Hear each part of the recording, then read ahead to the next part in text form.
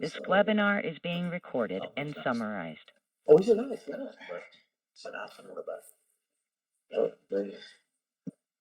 why do I always trust these and make a mess?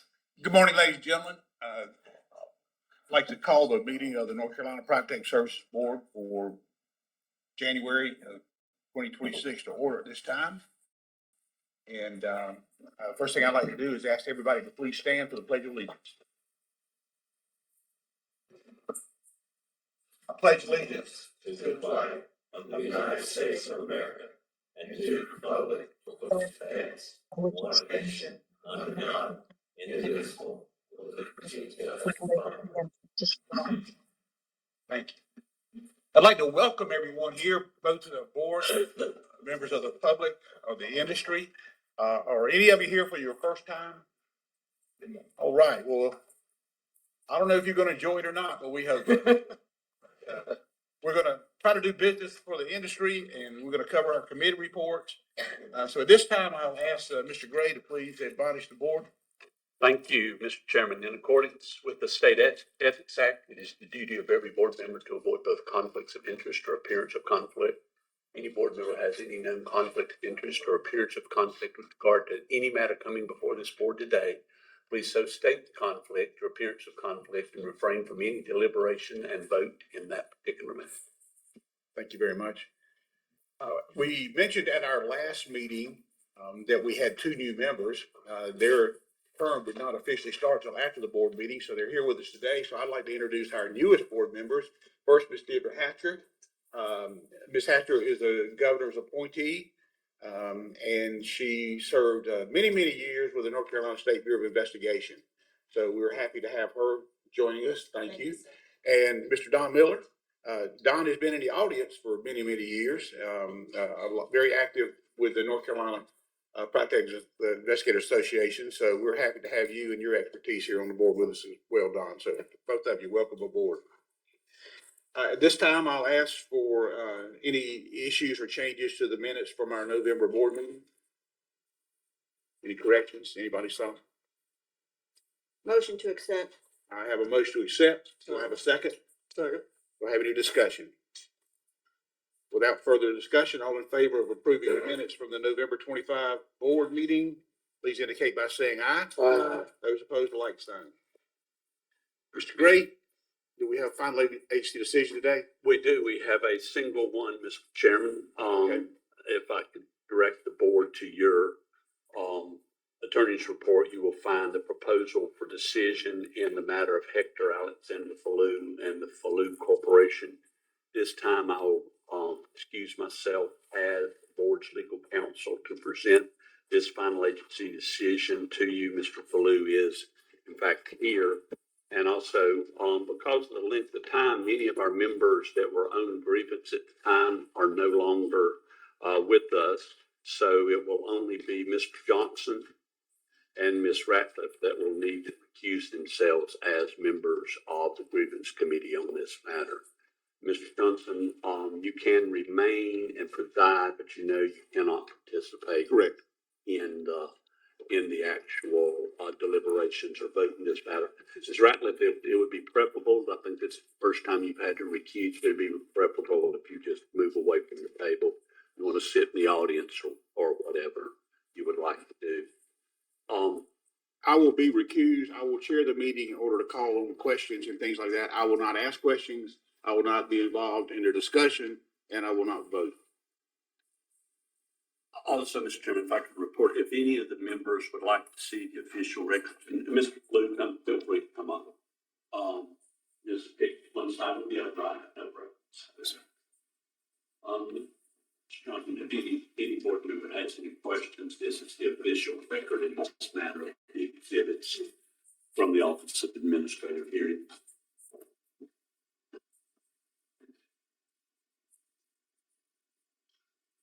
Mr. Falloux? Good. How you doing, sir? Good to see you. Mr. Falloux. Good afternoon. Appreciate you being here. Thank you. Mr. Gray, I'll let you start, please, sir. Sure, I will be glad to. Just for the new members, I think Mr. Miller knows this process, having listened before. Ms. Hatcher, these are proposals for decision. You'll learn all this in the little class this afternoon, but we didn't get to do it before today. The board has the ability under the Administrative Procedures Act to hear its own hearings. Because of its size, it does not. I don't know if you've experienced with the SBI that you were ever say before criminal justice standards, if you had to do an investigation for something there, sheriff standards, they're the same way because of their sheer size. They send their hearings to the Office of Administrative Hearings. You could hear it yourself, but obviously it would be burdensome. So they send it to the Office of Administrative Hearings. The Office of Administrative Hearings has judges that hear these matters for us. Then they make a proposal for decision. It is not a final decision. They make a proposal. Then that proposal comes back to the board.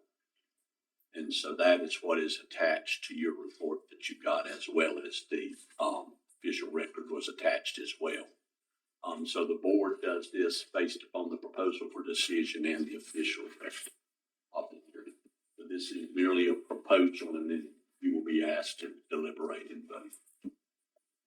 I'm referring you now to the proposal for decision that's attached to your attorney's report. It reads on August 26, 2025, Administrative Law Judge do call this case for hearing in Raleigh, North Carolina. Petitioner, Mr. Fallu, who is sitting to my right, appeared on his own behalf and pro se. Just to make you aware, you can, in the Office of Administrative Hearings, if you are an officer of the corporation, you can appear on behalf of the corporation, something you cannot do in a regular court of law. So Mr. Fallu is there on his own behalf and the corporation. I represented the board. The issue is whether the suspension of petitioner's license and assessment of a civil penalty should be upheld based on failure to register probationary employees, failure to train and register unarmed guards, allowing employees to engage in private elected services without a valid registration, failure to reasonably cooperate with the board investigation, engaging in conduct constituting dereliction of duty or otherwise deceiving, defrauding, or harming the public, failure to train and register armed guards, failure to maintain records, and failure to report a criminal charge in DeKalb County, Georgia. The applicable statutes on reference those violations are listed there, but I won't read them. The findings of facts, first, is that the respondent board is established pursuant to 74C and is charged with the duty of licensing and registering individuals engaged in the armed security guard and patrol business. Petitioners are licensed by a respondent board in the security guard and patrol business, have been licensed since March 23rd, 2018. Hector Alexander Fallu is the owner and qualifying agent for the Fallu Corporation. Following a complaint investigation and an appearance before the Village Grievance Committee on May 14th, 2025, the full board found petitioners in violation as set forth in the issue above and revoked its license and ordered it to pay a civil penalty in the amount of $14,000 were it to reapply for licensure. Petitioners requested a contested case hearing. By notice of hearing dated August 1st, 2025, and mailed via certified mail, respondent advised petitioners that a hearing on the denial of a security guard and patrol business license would be held at the Office of Administrative Hearings, 1711 New Hope Church Road, Raleigh, on August 25, 2025. Petitioner appeared at the hearing. A former employee of petitioners, Billy Etheridge, filed a complaint with the respondent board alleging, among other things, the failure to register armed and unarmed guards, including the complainant. An investigator was assigned to investigate the allegations and audit payroll and registration records required to be submitted to the state, maintained by the licensees, and produced upon request by the board.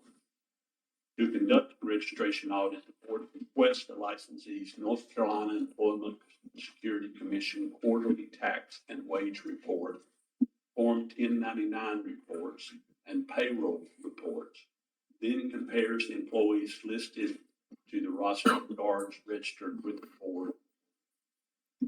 Pursuant to 14B NCAC 16.0108B, the licensee is required to provide these documents on request. Once an initial comparison is made, the investigator/auditor engages the company's qualifying agent to determine the status of each employee.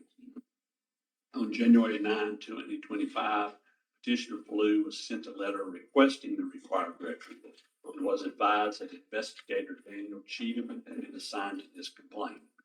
Petitioner Fallu did not respond by the deadline. In an email response message to investigator Cheatham, Petitioner Fallu stated, "I didn't have any employees long enough to register them." A licensed security guard and patrol company can employ an unarmed guard as a probationary employee pursuant to NC General Statute 74C-11A for a period of 20 days without having to register the guard. However, the licensee must submit a list of its probationary employees to the board on a monthly basis. The board has no record of any probationary employees of petitioners. When asked by investigator Cheatham for payroll records for these short-term employees, he was told there was no payroll follow-up. After a follow-up request, petitioner provided the name, date of employment, and contracted location of the guards. By his own admission, petitioner reported that between January 24 and December 24, 14 guards should have been reported by respondent as being on their probationary roster. Also, petitioner Fallu, a resident in Atlanta, Georgia, claimed to have personally worked as a security guard in Asheville, Charlotte, and Chapel Hill, North Carolina. During a personal interview by investigator Cheatham, petitioner Fallu admitted that he had never completed and submitted a probationary roster as required. As part of his investigation, investigator Cheatham determined there were at least 4 more locations in North Carolina, 2 in Asheville, 1 in Durham, 1 in Raleigh, where petitioner had contracts and provided security guards, both armed and unarmed, and determined the names of 3 additional persons who had been employed as guards in North Carolina. A 5th location was an August 2024 contract for Rehabilitation Center in Franklin, North Carolina, where petitioners hired and intended to provide armed guards, including the complainant, Billy Etheridge. A dispute, Mr. Etheridge provided security guard services, but with a BB gun in a holster to appear armed. Mr. Etheridge testified he had never been registered. Petitioner Fallu, as qualifying agent and owner of company, the Fallu Corporation, has never provided the required records that would have allowed investigator Cheatham to determine the number of unarmed and armed guards employed by petitioner. Investigator Cheatham's estimate is 17. Petitioner Fallu testified on behalf of petitioners. He presented no evidence to explain why he failed to register guards, except to claim that he was not aware of the probationary roster requirement. He admitted in some instances. In another instance, he used the term hired when referring to the guards, then corrected himself, saying facilitate guards. The tribunal finds petitioner Fallu to be an incredible witness. During the course of his investigation, investigator Cheatham discovered an unreported criminal charge in the state of Georgia. After reviewing the record of this charge and hearing the petitioner Fallu's explanation, this tribunal finds there is a lack of evidence to support a violation of 14B NCAC 16.0110A reporting requirements.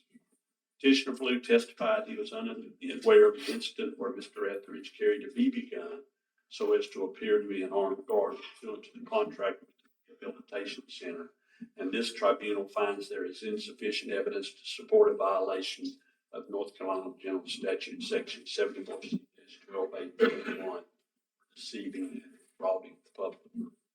Petitioner Fallu personally appeared before the respondent's grievance committee and was allowed to explain why the various violations were unfounded.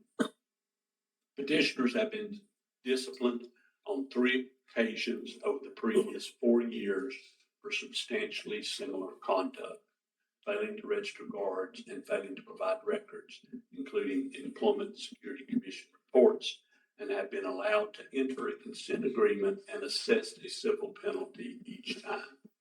The board's attempts to encourage compliance have not been successful.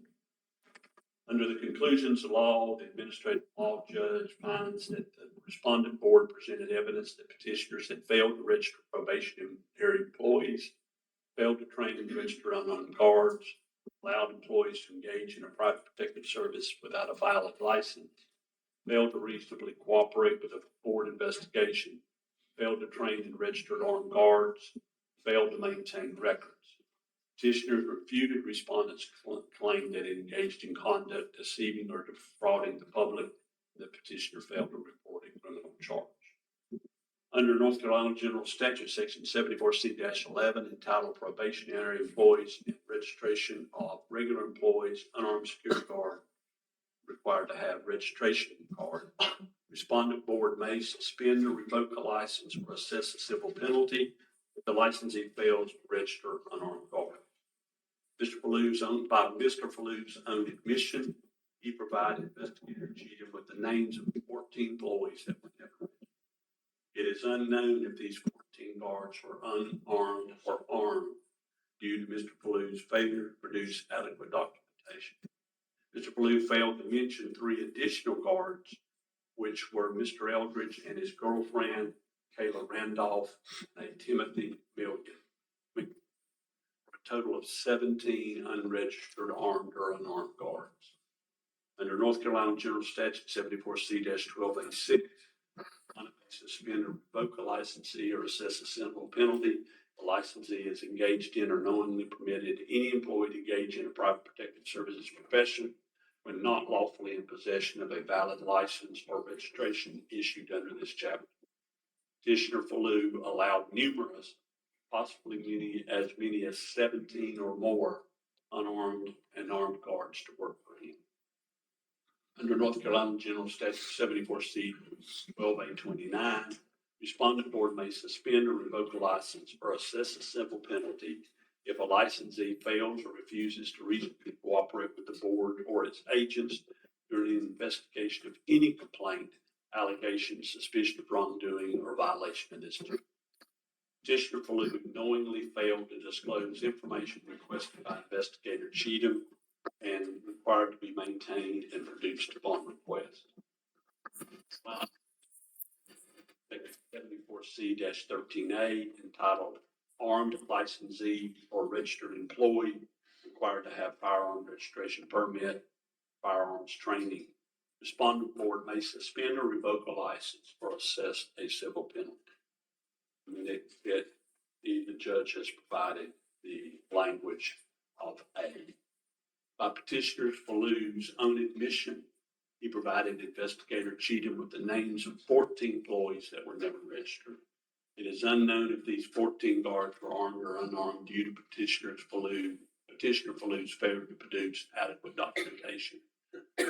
Petitioner Fallou failed to include at least 3 additional guards, which were Mr. Etheridge and his girlfriend, Kayla Randolph, and a Timothy McMillan, for a total of 17 unregistered guards or unarmed guards. Under 14B NCAC 16.0108, entitled Records, respondent board may suspend or revoke a license or assess a civil penalty. And then the judge repeats the provisions of A and B regarding when these records should be produced. Based on the foregoing, the undersigned makes the following as a proposed final decision. Based upon the foregoing findings of facts and conclusions of law, the undersigned hereby recommends that the suspension of petitioner's license and the assessment of a civil penalty be upheld. And below is the notice and order of the judge regarding the time to file exceptions, etc., to the proposal for decision. Also, Ms. Hatcher, Mr. Miller, I think Mr. Miller said through many of these. As the attorney for the board, I recuse myself from that position, but I generally do not make an argument during these final agency decision hearings. I can answer procedural questions, but other factual questions, etc., you need to refer to your official record. But I take a neutral position because I'm the person that prosecutes. Does any member of the board have any questions for Mr. Gray regarding his presentation of the case? Okay, Mr. Falou, this is your opportunity to speak. Yes, sir. Thank you. I've been working very, very hard in the state of North Carolina for 7 years as a licensed company. My initial issues with registration in 2021, I was not aware that it's okay for people with criminal records to move forward in the registration process as guards. With my liability insurance, I can't hire people with criminal records. I have a communication here that I got from my attorney with regards to Miss Susan and Mr. Sherwin about those people that I submitted. And in the communication, it seems that there's an inference that I'm purposely submitting people with criminal records through the system, and that's not the case. The issue is a lot of these people come lying on their application. That they're one in particular stated he was an armed guard at Brosnan Risk and Associates, and I'm very familiar with that company. I've done a lot of out of the country work with them. Once the background came back, all the felony convictions popped up. I fired him, and he turned around and has been trying to sue me for the last 6 years now. It's very, very well documented that I put everybody through the NCPPSB class, do the CRC token. I put everybody through the dashboard. I submit the application with the fingerprint cards. Everybody that comes through my door, that is the process that has happened.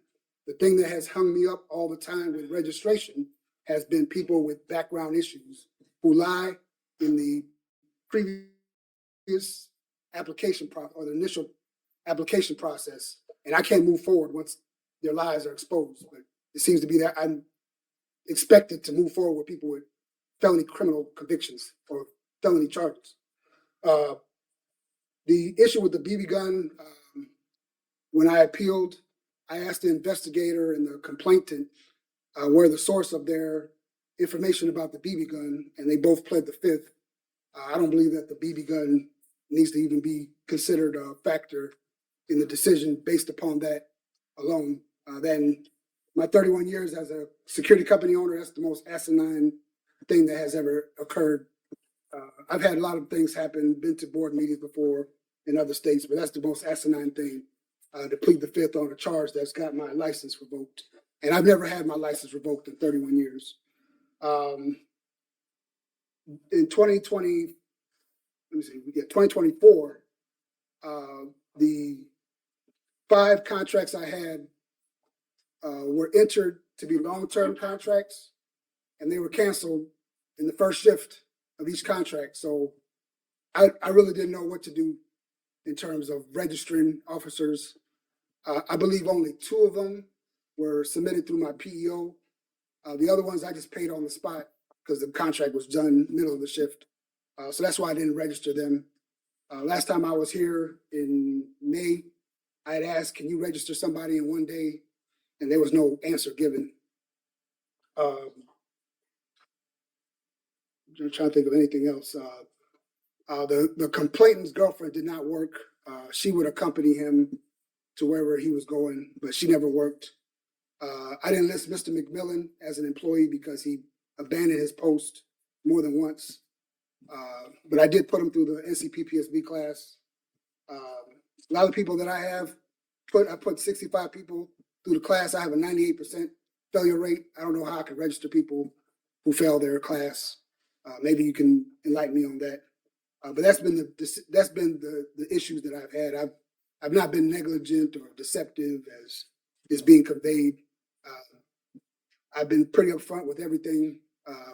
It seems to be there's an inference that I'm being deceptive, but I've not shown any signs or any evidence of any type of deception.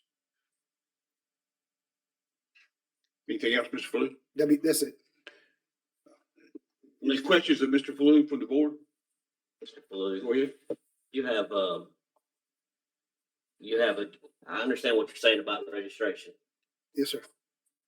but you understand that you had a duty to supply the names of those people that you were going to hire, that you were going to register? Yeah, I was unclear on that. Being that the shift ended, it was Well, that's a mid-shift. big problem, Yes, sir. you know, because then it looks to us like, how are we supposed to know when you hired them, when you didn't hire them, when they worked, when they didn't work? You're not Yes. producing any files on when they were paid and how much they were paid and hours that they were paid for. So you just expect the board to believe that these people worked under 20 hours. And if that is the case, you were supposed to supply those names to us prior to, so that we would have an understanding of that, but you didn't do that. Yes, sir. So it makes it difficult for this board to say, yeah, okay, they only worked 20 hours. They didn't work 20 hours. I understand that. I was just very unclear on that. It was an unprecedented situation where somebody enters into a contract and then they say, oh, we don't have no money. You all got to go. So it was just very unprecedented situation, especially with the market, with inflation affecting a lot of businesses. Further questions for the board? Mr. Gray, can you tell me what when this was given out as the suspension and the charges, how were those charges laid out? The 14,000. That wasn't 14,000 just for the registration. Yes, sir, that was for, it's a civil penalty. That was for the civil penalty. That was a civil penalty for, not using the formulary, but just a civil penalty. For all of This was basically the fourth violation. So it was worded, if you suspend or revoke somebody, the board does not assess a civil penalty.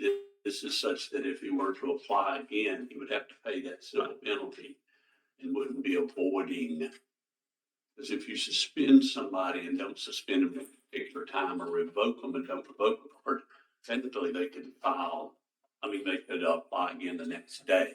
So what the decision of the grievance committee was, that if he were to apply again, then he would have to pay the civil penalty. So he couldn't duck out of the suspension by just applying again. Okay. So there wasn't any specific fine for the unarmed registrations. It was just a civil penalty. Correct. That's straight up civil penalty.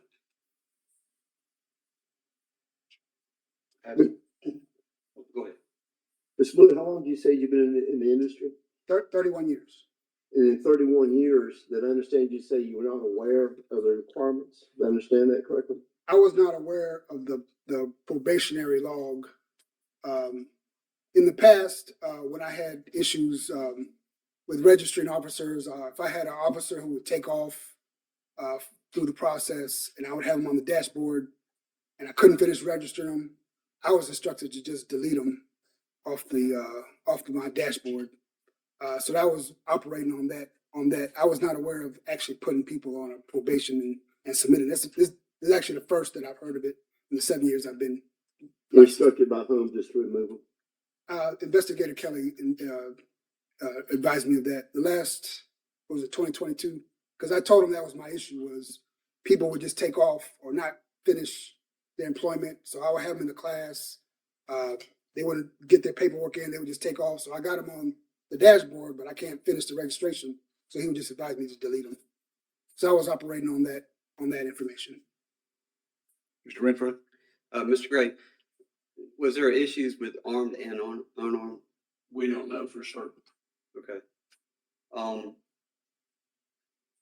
Mr. Falou, did you at any point when you were operating in North Carolina with these clients, did you ever think that maybe you were doing it wrong, or did you think you were doing it right?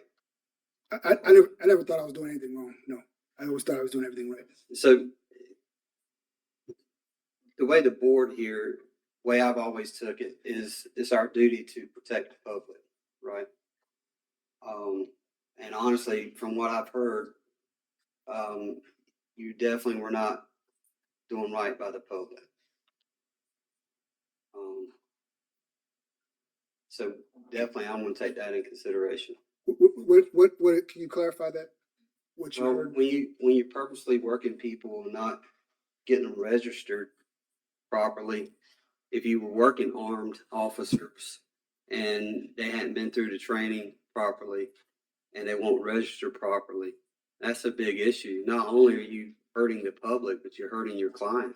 Yes, sir. I've been armed since 2004. I don't have anybody on post who's not properly armed, not properly licensed armed. But you had somebody on a post with a BB gun that That claimed to be.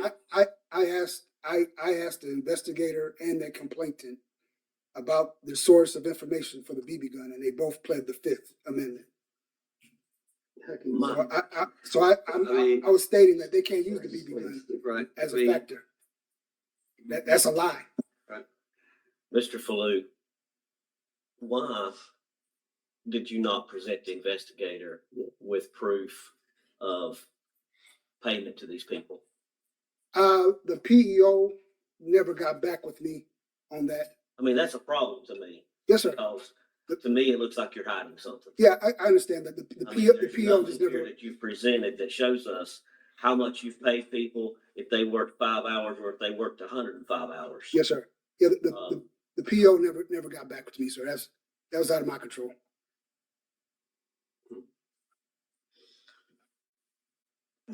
Other questions? Mr. Gray,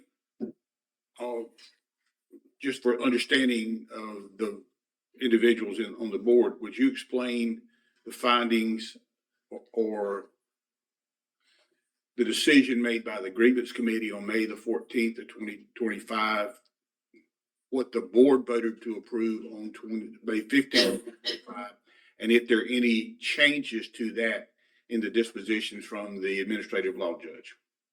The judge, the grievance committee found everything that was under the issue portion of the proposal for decision. The administrative law judge found that there was insufficient evidence to support a deception of the public through the use of a BB gun, that Mr. Falou was not aware of that and he should not be held accountable for it.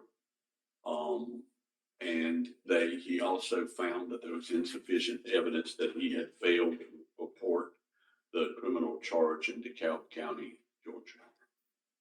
It was an unusual situation where something that was charged through the magistrate and then dropped. And it is not clear, or was not clear, according to the administrative law judge, that Mr. Falou had been criminally charged. So the administrative law judge had found insufficient evidence of those two matters.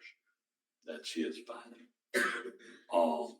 So all the other matters in the issue portion were found in the board findings letter to Mr. Falou. And that board finding letter is an exhibit in the official record.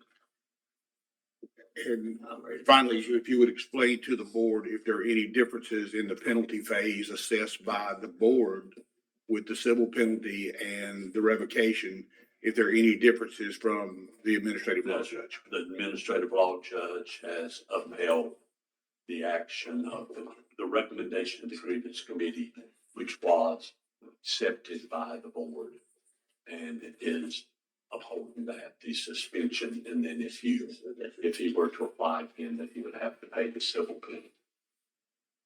I'll make the motion. All right, any other comments or questions before that? You don't have to abide by the administrative law judge's decisions though, right? No, sir, you do not. No. You just need to state the reasons as to why you were not. Right. I'm ready to make a This motion. is a proposal. Again, as I explained to Ms. Hatcher and Mr. Miller, this is a proposed decision. So you can look at his findings of facts. If you're looking at the official record, if you wish to modify those findings of facts, looking at the official record, if you wish to modify the conclusions of law, this is all within your purview, as long as it's within the confines of the official record and the evidence that was at the hearing. This time I'll call on Mr. Buck. I'll make a motion to uphold and to agree with and with the administrative law judge to not finding the two violations for the one for the BB gun and the one for the charge, but upholding the $14,000 civil penalty and the suspension, and then the $14,000 civil penalty. Second. Have a motion, a second. Do I have further discussion?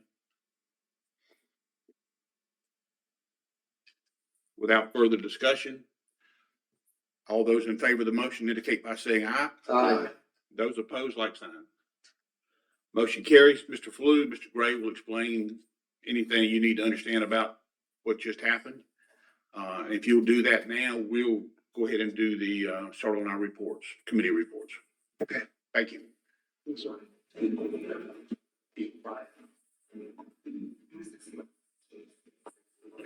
Thank you.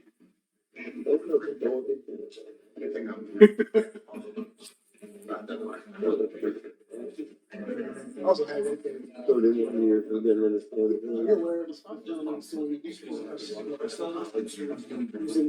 Make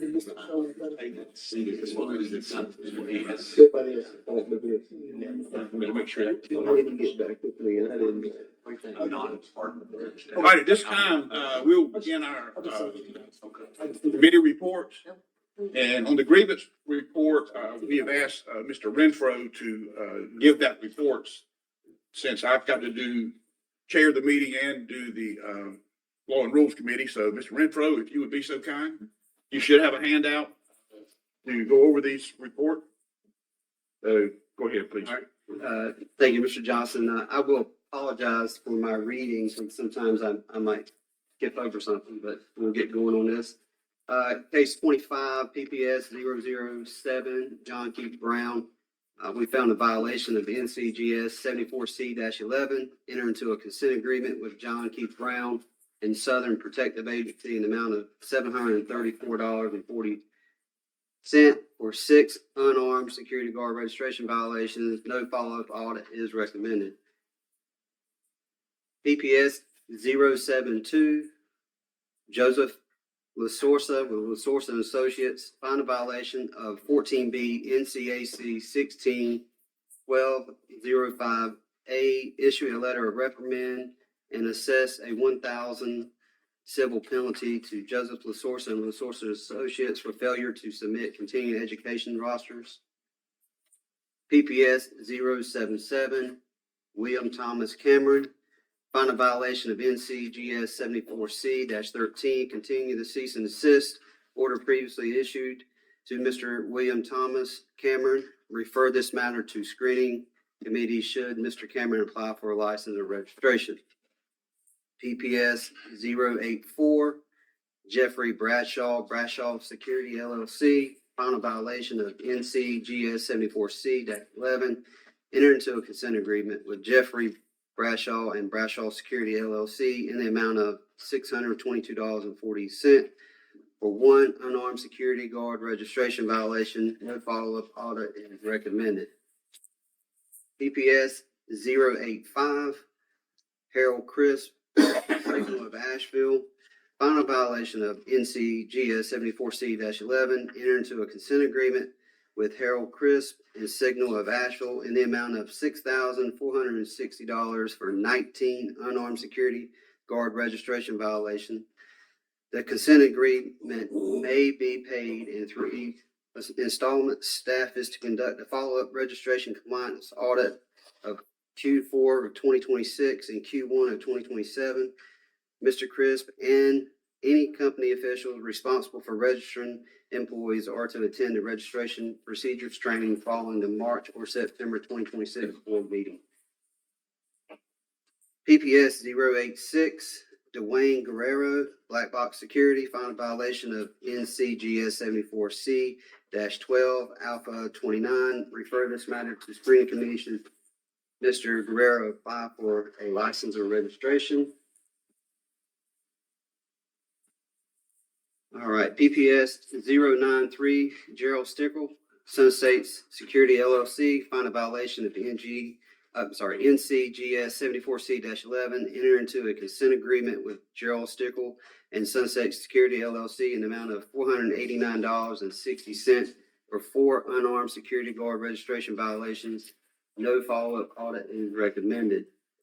PPS 097, Lewis Kilgo, Top Shelf Entertainment, find a violation of NCGS 74C-13, enter into a consent agreement with Lewis Kilgo and Top Shelf Entertainment in the amount of $550.80 for three armed guards registration violations. Staff has conducted a follow-up registration compliance audit of Q4 2026, Q1 2027.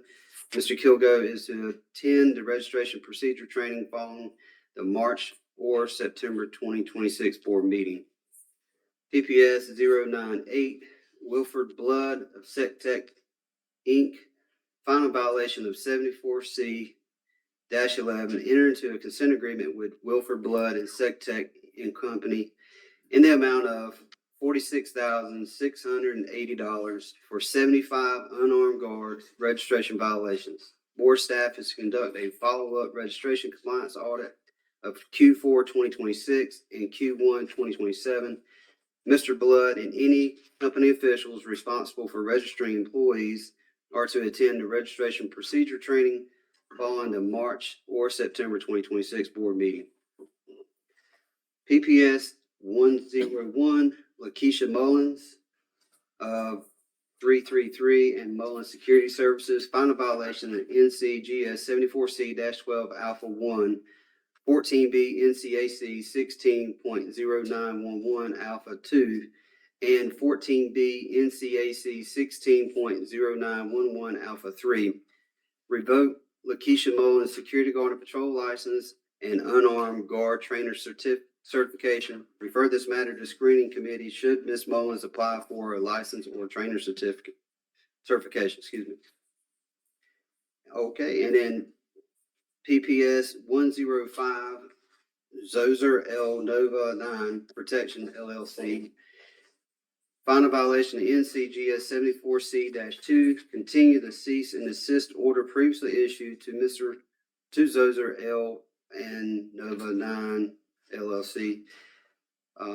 Attorney Graves to file a complaint for injunction relief against Zoller L and Nova 9 Protection LLC. Refer this matter to Screening Committee should Mr. L apply for a license or registration.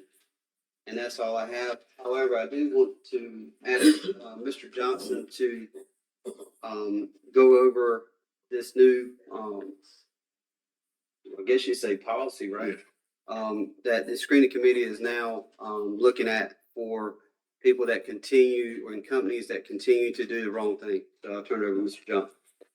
Well, the board adopted a policy a while back regarding the situations where companies, and this was a complaint from the industry, where companies, it appears, run the gamut of not registering people on the hope that they don't get caught.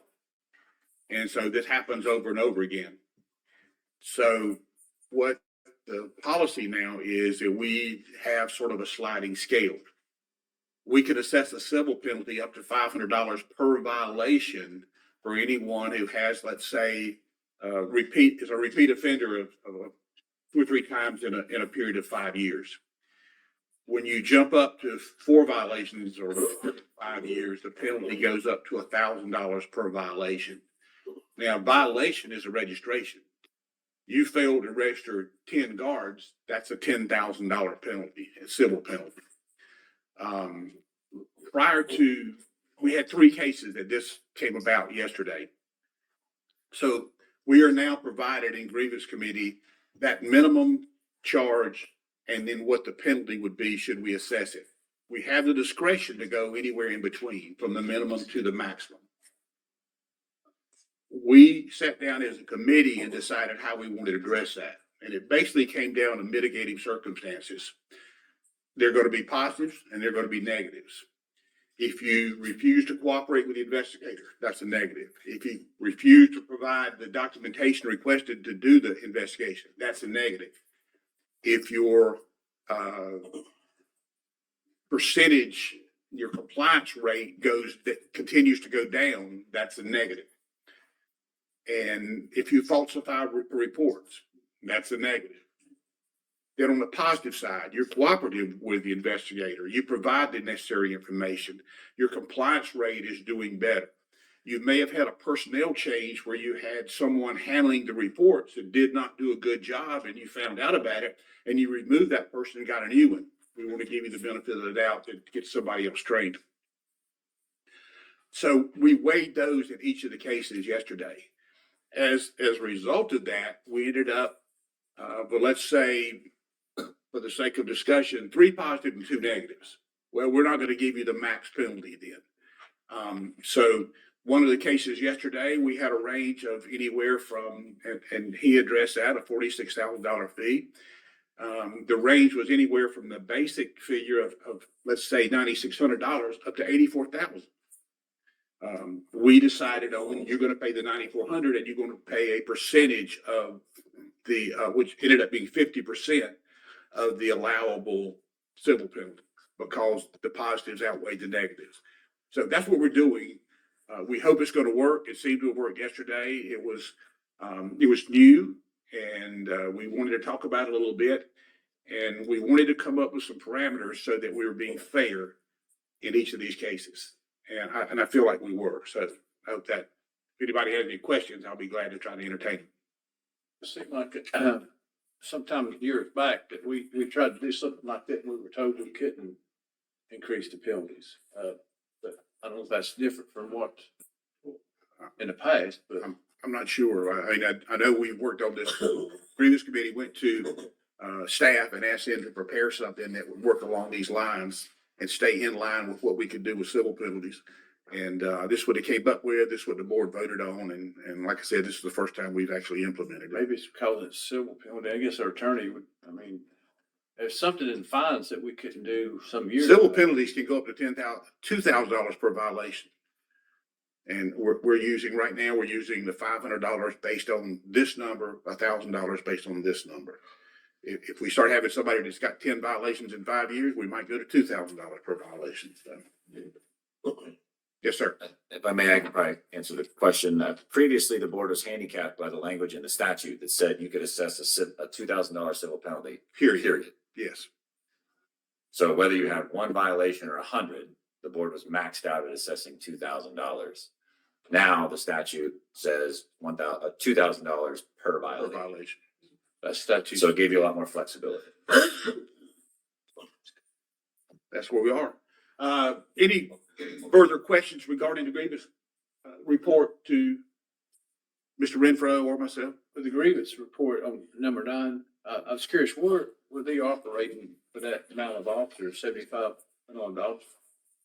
For number 9, what was it? Well, you had 75 unarmed officers, you get, operate someplace, Where were they operating? Oh, they were, This guy operates in 15 states. He's got a huge contract, $6 million worth of business in North Carolina. I don't know exactly where, I but assume they were in North Carolina, 75. yeah, it was, they were at, so it was the Bobcat. correct. Bobcat plant. I don't know if all 75 were at that plant or not, but according to what he said yesterday, he had $6.2 million worth of contracts in North Carolina. And just got another one. And just got another one from 1.4, something like that. 1.2. That's pretty huge. Yeah. Well, it's a big company, operates in 15 states. Right. I know they're a big company, but to be able to do that, I'm just curious. Its location, you know, I know Asheville had a lot of people working up there that seemed like it wasn't all certified like it should be. I wasn't sure if it was that way or where they're operating at. I can't tell you where they're all working. We just know that we had 75 that we found. So. This particular case did originate in the western part of the state. It's on a proactive field visit by investigator Cheatham. Yeah. When he conducted that site visit, he found several unregistered guards, which then triggered the full-blown audit of their statewide operations. And I'd like to add, this gentleman was a nice man. He made that very, the gentleman for number 9, he made it abundantly clear that he was a nice man. Yeah. And he kept telling us that over and over and over. And he would not be back to see us. Yeah. He was very adamant about that. He would not be back to see us. That's good. Yeah. I'll make a motion to accept the. Are there any recusals? Okay, go ahead with your motion. Motion to accept the previous committee. Have a motion to accept. Do I have a second? Okay. Second. Any discussion? All those in favor indicate by saying aye. Aye. Those opposed, like sign. All right, on to screening, Ms. Duncan. Good morning. Screening committee met yesterday. We had 85 cases for consideration and make the following recommendations. Dina Doan, close personal protection, approved with the condition of a receipt of a favorable fingerprint-based criminal history. Bradley Agnew, security guard and patrol, approved. Thomas Waddell Allen Jr., both private investigator, security guard and patrol, both approved with the condition that Thomas Allen Jr. and Allen's professional investigations enter into and pay a consent agreement for $85 for 1 month of unlicensed activity.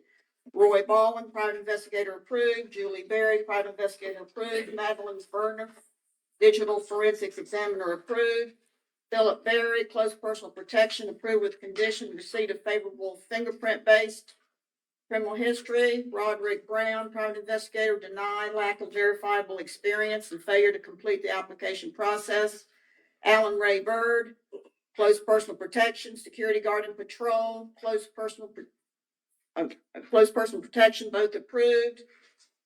James Thomas Carpenter, close personal protection and private investigator, both approved. Robin Edison Carpenter, security guard and patrol and close personal protection, both approved with condition of receipt of favorable fingerprints. Calvin Carter, proprietary, approved. Christopher Carey, proprietary, approved. Gabriel Chicory, close personal protection, approved. Roger Cotton, private investigator, approved. Micah Day, close personal protection, approved. Carl Leon de la Guerra, close personal protection, approved. Richard Deedle, private investigator, approved. Joshua Dottie, private investigator, approved. Rachel Ehrlich Ellis, private investigator, approved. Robert Christian Enickhausen, security guard and patrol, approved. Edgar Fritz, digital forensics examiner, approved with the condition that Edgar Fritz and Reliance Forensics enter into and pay a consent agreement of $2,125 for 25 months of unlicensed activity. Timothy Gay,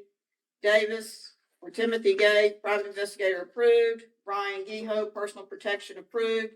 Natasha Gillum, private investigator, associate, approved, level 2 with 1,200 hours.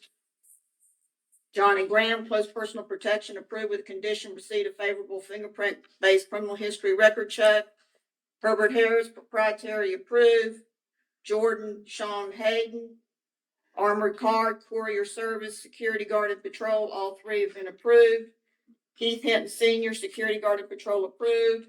David Hollis, close personal protection, approved. Christian Hoyle, proprietary, approved. Diana Hudley, security guard and patrol, approved. Fiona Kincaid, digital forensics examiner, approved. Randy Cole, private investigator, associate, approved, level 2 with 1,000 hours. And Brandy Cole, courier service, security guard, both approved.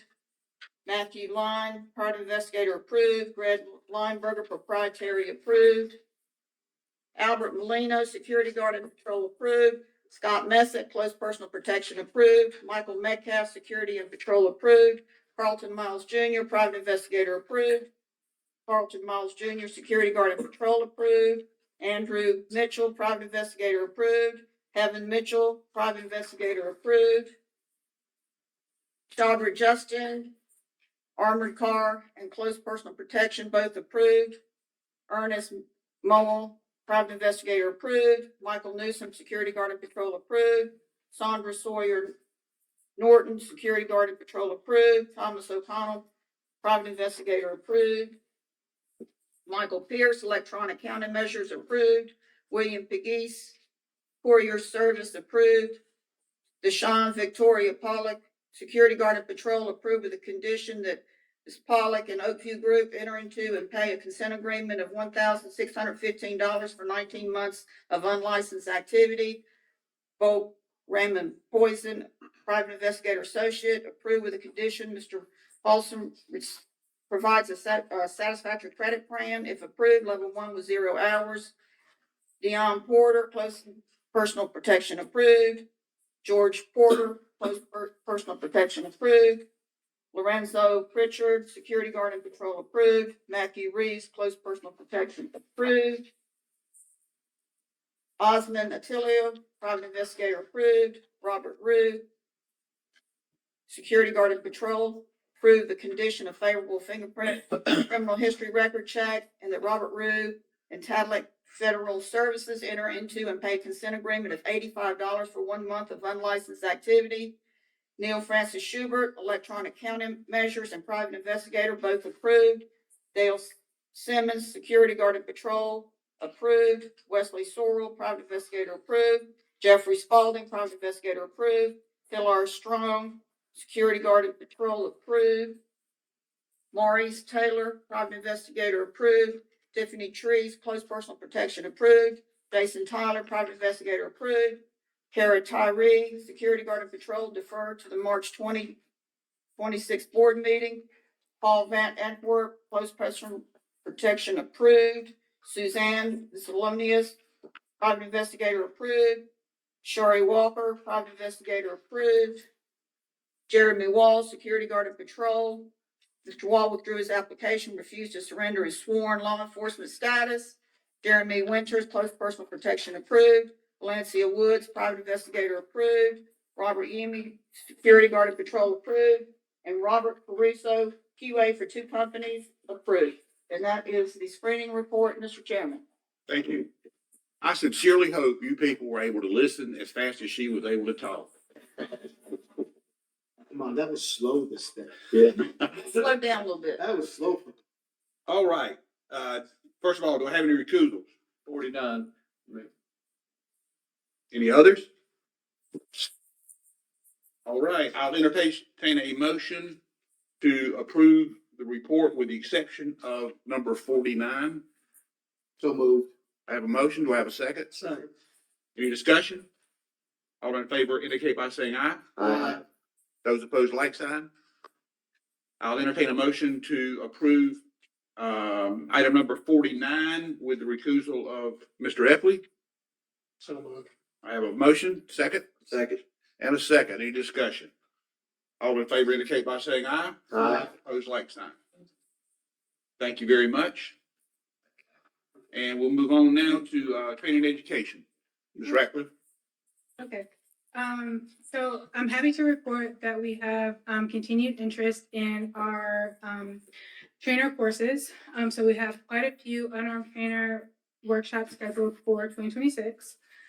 So we have a course for February 16th through the 20th, May 11th through the 15th, July 13th through the 17th, September 14th through the 18th, and November 16th through the 20th. For our firearms trainer research and pre-qual for the 1-day course, that's going to be located at the San Marcan Training Academy in Jackson Springs. I forgot to mention for the unarmed trainer course, that's going to be at the Wake Tech Public Safety Education campus. So anyway, back to the firearms trainer research course. Those dates it's going to be March 4th. That's going to be research for both handgun and long gun. March 31st, April 15th, September 23rd, October 7th, and October 28th. For the new firearms trainer course and workshop, that's going to be 4 days, and that's going to be at the North Carolina Justice Academy in Salemburg. The dates for those are going to be May 5th through the 8th, October 20th through the 23rd, and April. Just for those dates. For the long gun trainer course, that's going to be 3 days, which is also going to be located at the North Carolina Justice Academy in Salemburg. That's going to be April 7th through the 9th. I'm happy to report for our completed trainings. We just completed a class December 8th through the 12th, 2025, and we have 16 new unarmed trainers. We also completed the new long gun trainer course, which was 3 days. That was December 2nd through the 4th. And we have 14 new long gun trainers certified in shotgun and rifle. We just have one firearms trainer audit kind of like a 2-for-1 audit. So we have Brandon Smith and Brian Casey. They did their trainer audit on December 10th. So it was initially for Mr. Brandon Smith, and Brian Casey also just volunteered to have his records audited as well. Happy to report that all of their training records are in compliance. We just had one weapon discharge reported, and that occurred December 31st leading into January 1st. It occurred at Club Love in Raleigh, North Carolina, with the registered armed guard Avery Lucas. It occurred with a Glock 17 9mm. All of his paperwork was in compliance. Essentially, as patrons were waiting outside of the club, 3 unknown masked individuals approached the patrons and started a disturbance, which resulted in a physical altercation. He approached the suspects and asked them to leave. At the time, one of the suspects discharged their firearm. He retrieved his duty issued firearm and fired back. It is believed that one of the suspects may have been shot. However, he and the injured suspect, as well as the other suspects, fled the scene prior to law enforcement arriving at the scene. The Raleigh PD responded to the scene, and the incident is under further investigation. Officer Avery's firearm was seized as part of the investigation. However, he has not been charged with any criminal offenses at this time. Topics to note for discussion. The committee did decide to accept the Association of Fraud Examiners, accept them. I don't know how to word this exactly. Accept their training for continuing education. Accept their training for continuing education. Thank you. And then we also received updates on human trafficking and counterterrorism, as far as adding those components into the 16-hour unarmed training course. So we'll have more information in the next meeting. I'm happy to report that we have quite a few courses as well that we excited to accept. So we accepted 10 new courses as for continuing education. And then we approved 14 renewal courses. And so that is my report. All right, thank you. Any questions regarding the training and education report? All right, I'll entertain a motion to approve. I have a motion. Do I have a second? Second. And a second. Any discussion? Pardon me, before we move on, Andy, the special committee on continuing education. Thank you. We did not meet this go round. However, we will be meeting in February. And hopefully we can start ironing out some things so that we can get things wrapped up. Okay, thank you. All right, I have a motion, a second, to accept the training and education report.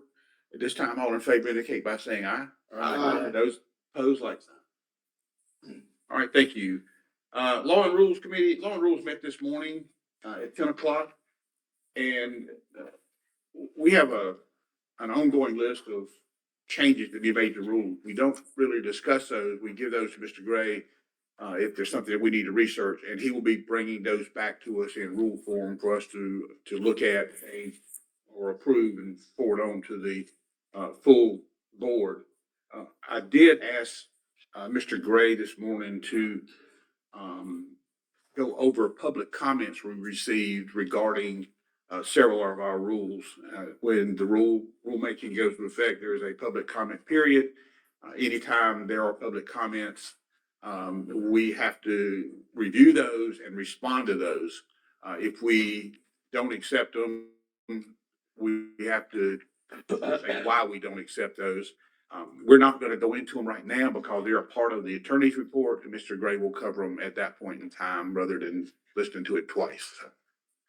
And that was pretty much it. I did review the sliding scale policy with grievance this morning, since it is a policy of the board, as I just explained to the full board and to those of you in attendance regarding the policy on assessing civil penalties on these repeat offenders. David, anything on the polygraph committee? Well, as I said, we repeat what I said. Yes, sir. Okay. Polygraph licensing is issued by the Private Protection Services Board. However, the licensing process itself has been delegated to North Carolina Polygraph Association. And even though we do have administrative rules in place, there's nothing to compel the association to abide by those rules. So we're forming the special committee is working very closely with the association to form a memorandum of agreement, which will delineate exactly who does what, who's responsible for what. And actually 3 of the association board members are part of the special committee. So we're hoping we can iron that out and have something. We're going to meet in February the 21st. So hopefully by the next board meeting, I'll have some progress on that. Okay, thank you, sir. Any questions regarding Law and Rules Committee? I'll entertain a motion to accept the report. Motion. Have a motion. Do I have a second? Second. I have a second. Any discussion? All those in favor indicate by saying aye. Aye. Those opposed, like sign. All right, Finance, Mr. McCray, you have anything? No, I'm sorry, Finance Committee did not, meet. I want to again thank Director Sherwin for providing me with the information. And I hate to admit it, after 40 some odd years as a CPA, I'm still trying to figure out those damn forms. But we will, I will. State government. Yeah, we'll get there. All right, thank you, sir. The next 2 committees on the list, Emerging Technology and Special Committee on Unlicensed Activity, are chaired by Suzanne Creech. Suzanne could not be here at this meeting, and so we'll pick up at our next meeting. And then our last committee meeting is the Joint Special Committee with the Alarm Services Board, Licensing Board, and Services. Right. I don't have anything at the moment. We haven't met, but I hope to meet in February. Okay, thank you. Mr. Johnson, Yes. if I may, it relates to the Security Systems Board. Its new application for the limited monitoring license that is available to guard patrol companies is online and working. Okay. I've been asked by a few guard patrol companies about that. So if you are a security guard patrol company who is monitoring client cameras from off-site, you're subject to that new license. If you have questions about that, contact me. We can talk about it. But that security systems license is now working and you can apply for it. Okay, thanks, sir. Thank you. Old business. Any old business? All right, moving on. New business. I'm gonna start with Duncan, although she's not on the list, but I want to make sure that she's heard. That's right. I need to be on the list. So, I'm on a lot of people's lists. You're on a list, all right. That's right. So with the new year, we have to have our new statement of economic interest. The form is on the Ethics Commission's webpage. Just please go in there and do that. It's due April the 15th, but please get it done as soon as you can. It won't take long if you're doing the short form, and the short form is because there's no changes. So please get that done. And if you get that done, I promise I won't be bothering you and sending you emails and text and calling and everything, trying to get you to get that done. So if you can do that, that would be a big help. Also, several of you have your education that's due this year. Please look and make sure that you get that taken care of too, or I will be pounding you on that as well. Any questions about that? State Ethics website. She mentioned this to me this morning during the break a while ago. I went on. No changes. Took me 5 minutes. It's done. Now, if you need the education, That'll get take a a beer, while. sit back, get ready. Take you about 2 hours to listen to that. So I'll send you the link if I see that you didn't do it. So I'll send y'all the link. I don't think they're doing any in-person classes anymore. Everything's online. Is that correct? I think so. Thank you. All right, Close Personal Protection Conference. Paul, you got anything? Yeah, I attended as an industry member. Basically, there was a large attendance. There's a few of you guys that were there that are in the crowd.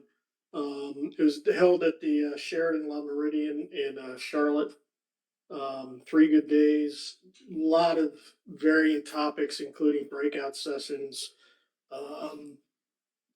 dealing with a number of topics, threats to CEOs, women in EP, AI, obviously threat intelligence, body cam use is something that's coming on it pretty strongly as well.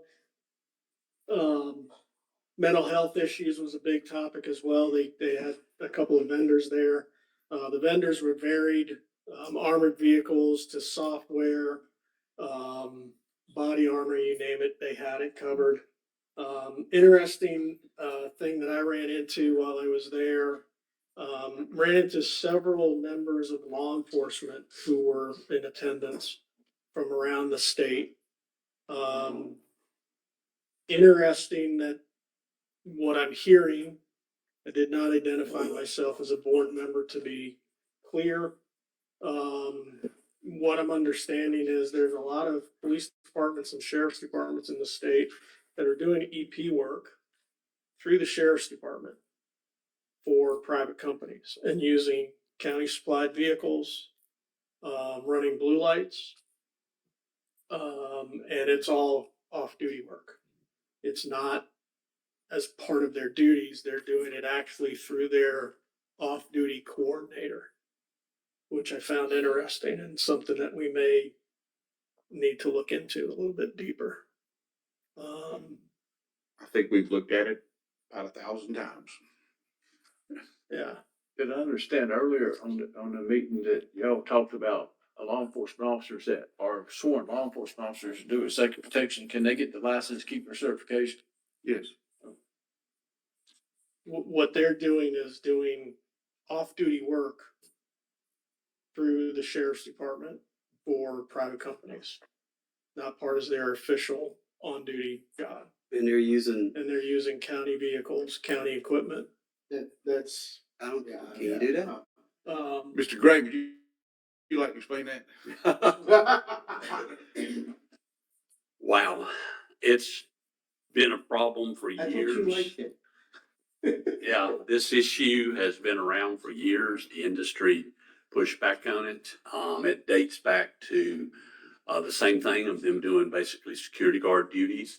We worked out with them with the off-duty programs that they can do it through an off-duty program to do the security type thing at malls, Belks during Christmas, whatever like that.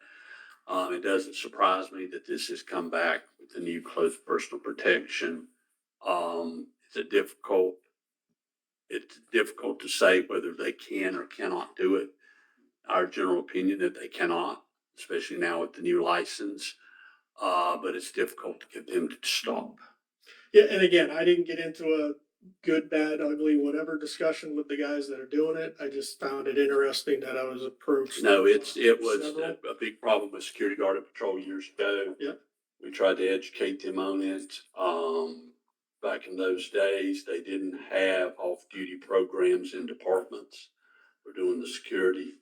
So this doesn't come as a surprise. It's just something we're just gonna have to start focusing on and educating them on. Yeah.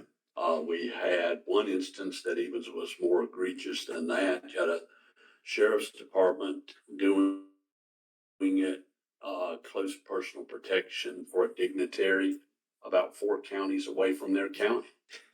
And they only have power of arrest on felonies outside their county. Statewide, they do have arrest authority. They can carry a firearm, but they were doing it 3 or 4 counties away. I'd have to get out a state map and tell you. But all I can say is it doesn't surprise me, but it looks like here we go again. Yeah. Other than that, it was a really good session, really good conference. The next one is going to be held in San Diego on 8 through 11 December of this year. And then following that, they'll be in Scottsdale for 27. Jeff, the way that used to work, I don't know if it's different now or not, but the way that used to work was that if it was basically what we used to tell them was that if it was a law enforcement agency that was doing security work or something like that, that they basically had to run through the sheriff's office or through Right. the police department. That is They correct. paid their employees. Off-duty stuff, they should not be using county equipment though. If they are doing it assigned through the sheriff's department. That's and what- it is, right, they can do it, they can do the county equipment. But if they are just doing it and they're getting paid directly by that entity, something the state auditor's office, county manager, et cetera, should be looking at. Right. Most of them are doing it through that off-duty coordinator. Correct. Where the money is coming to the agency. Right. And the agency is paying. In the perfect system, and I have a copy of a lot of off-duty policies in a stack, it stays on my desk. If they are doing it through the agency, paying through the agency's paying all the withholdings, everything like that, that's one thing. Right. But if they are using the county equipment, the town's equipment, whatever like that, paying the officers directly, that's a no-no. Yeah. And we thought we had it worked out. I dealt with it dating back to the 90s when I was in the Attorney General's office. And I crafted the original policy for departments to use, hopefully to solve this problem with PPSB, hopefully to give them some liability coverage. There was a lot of issues involved with that stamped in, but now with the new close personal protection, this does not surprise me. And, but it just depends on how they have it set up. And, Okay. Yeah, it sounded great to me. I mean, it was the way a couple of them were describing it to me. They're doing it as off duty. They're being paid by the client. if they're being paid by the Pharmaceutical client, companies, you've got a problem. Another ball. Yeah, but they're coordinating it through their off duty coordinator, Well, which is, again, that's why I was like, Yeah. interesting. So anyway, just thought I'd. and from a liability standpoint, and we have told them that, for the sheriff, police department, whatever, we have told them that you've got some serious liability issues out there, for their own sake. The particular departments I've met with or talked to, I wasn't surprised. I'll just say that. Yeah, it's a liability issue for them and for the sheriff. And usually when you talk to their county attorney and police attorney and explain that to them, then you get their attention. Yeah. But other than that, I would recommend anybody in the business or in the profession to definitely attend. I've been attending since before it was the Close Protection Conference. When it was ESI and then EPI and then the two of them together, and now it's morphed into what it is. So I've seen it come a long way, and I would highly recommend it. If you're doing it, attend this thing for a couple of days. You'll learn a lot. Yep. All right, thank you. NCAPI conference in April at Carolina Beach. Don, do you or anyone want to address the conference? Mr. Chair. Yeah, go ahead. I was gonna say, I actually have, the person doing the coordinating right here with us, this is Dion Porter. She's our incoming programs and education director. She's, currently got all of the, scheduling done for the speakers, including, Mr. Sherwin. I believe she's told you we have brand new speakers for the first time ever, so this will be the first time we have new topics and new speakers. I believe a couple from out of state are coming as well, right? One from out of state is flying in from Florida, so looking forward to that. The conference is being held at the Carolina Beach Courtyard by Marriott. So that'll be the 20th through 22nd, as you said. Real quickly for the association as well, we're at 165 new members as of the 1st, so we're growing fast. And then this Saturday, January 17th, we will be holding our annual meeting, so we'll be swearing in the new board. We'll have 3 new members on the board this year since Mr. Miller decided he wanted to be on this board instead. So, actually, want to congratulate him on that as well. We're proud to have him on here and do a great job. He's very, very helpful for us. I think he'll do a great job here as well. Right. And that's all I got. All right, thank you. Anybody want to speak on the Scally conference? May? Go ahead, Bob. I had these on here to hear about them and also to see if someone wanted to attend as a board Absolutely. rep. So. I'm already registered for Scally. Okay. Okay. Anybody else? I'd be willing to go to the Scally. To Scally. Okay. You can include me, Paul. Okay. Murder big. And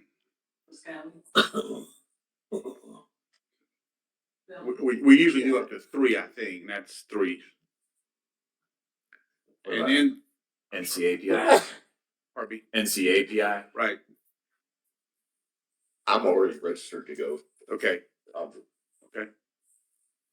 All right, the next one is the Techno Digital Forensics Conference, Myrtle Beach, June 2 through 4.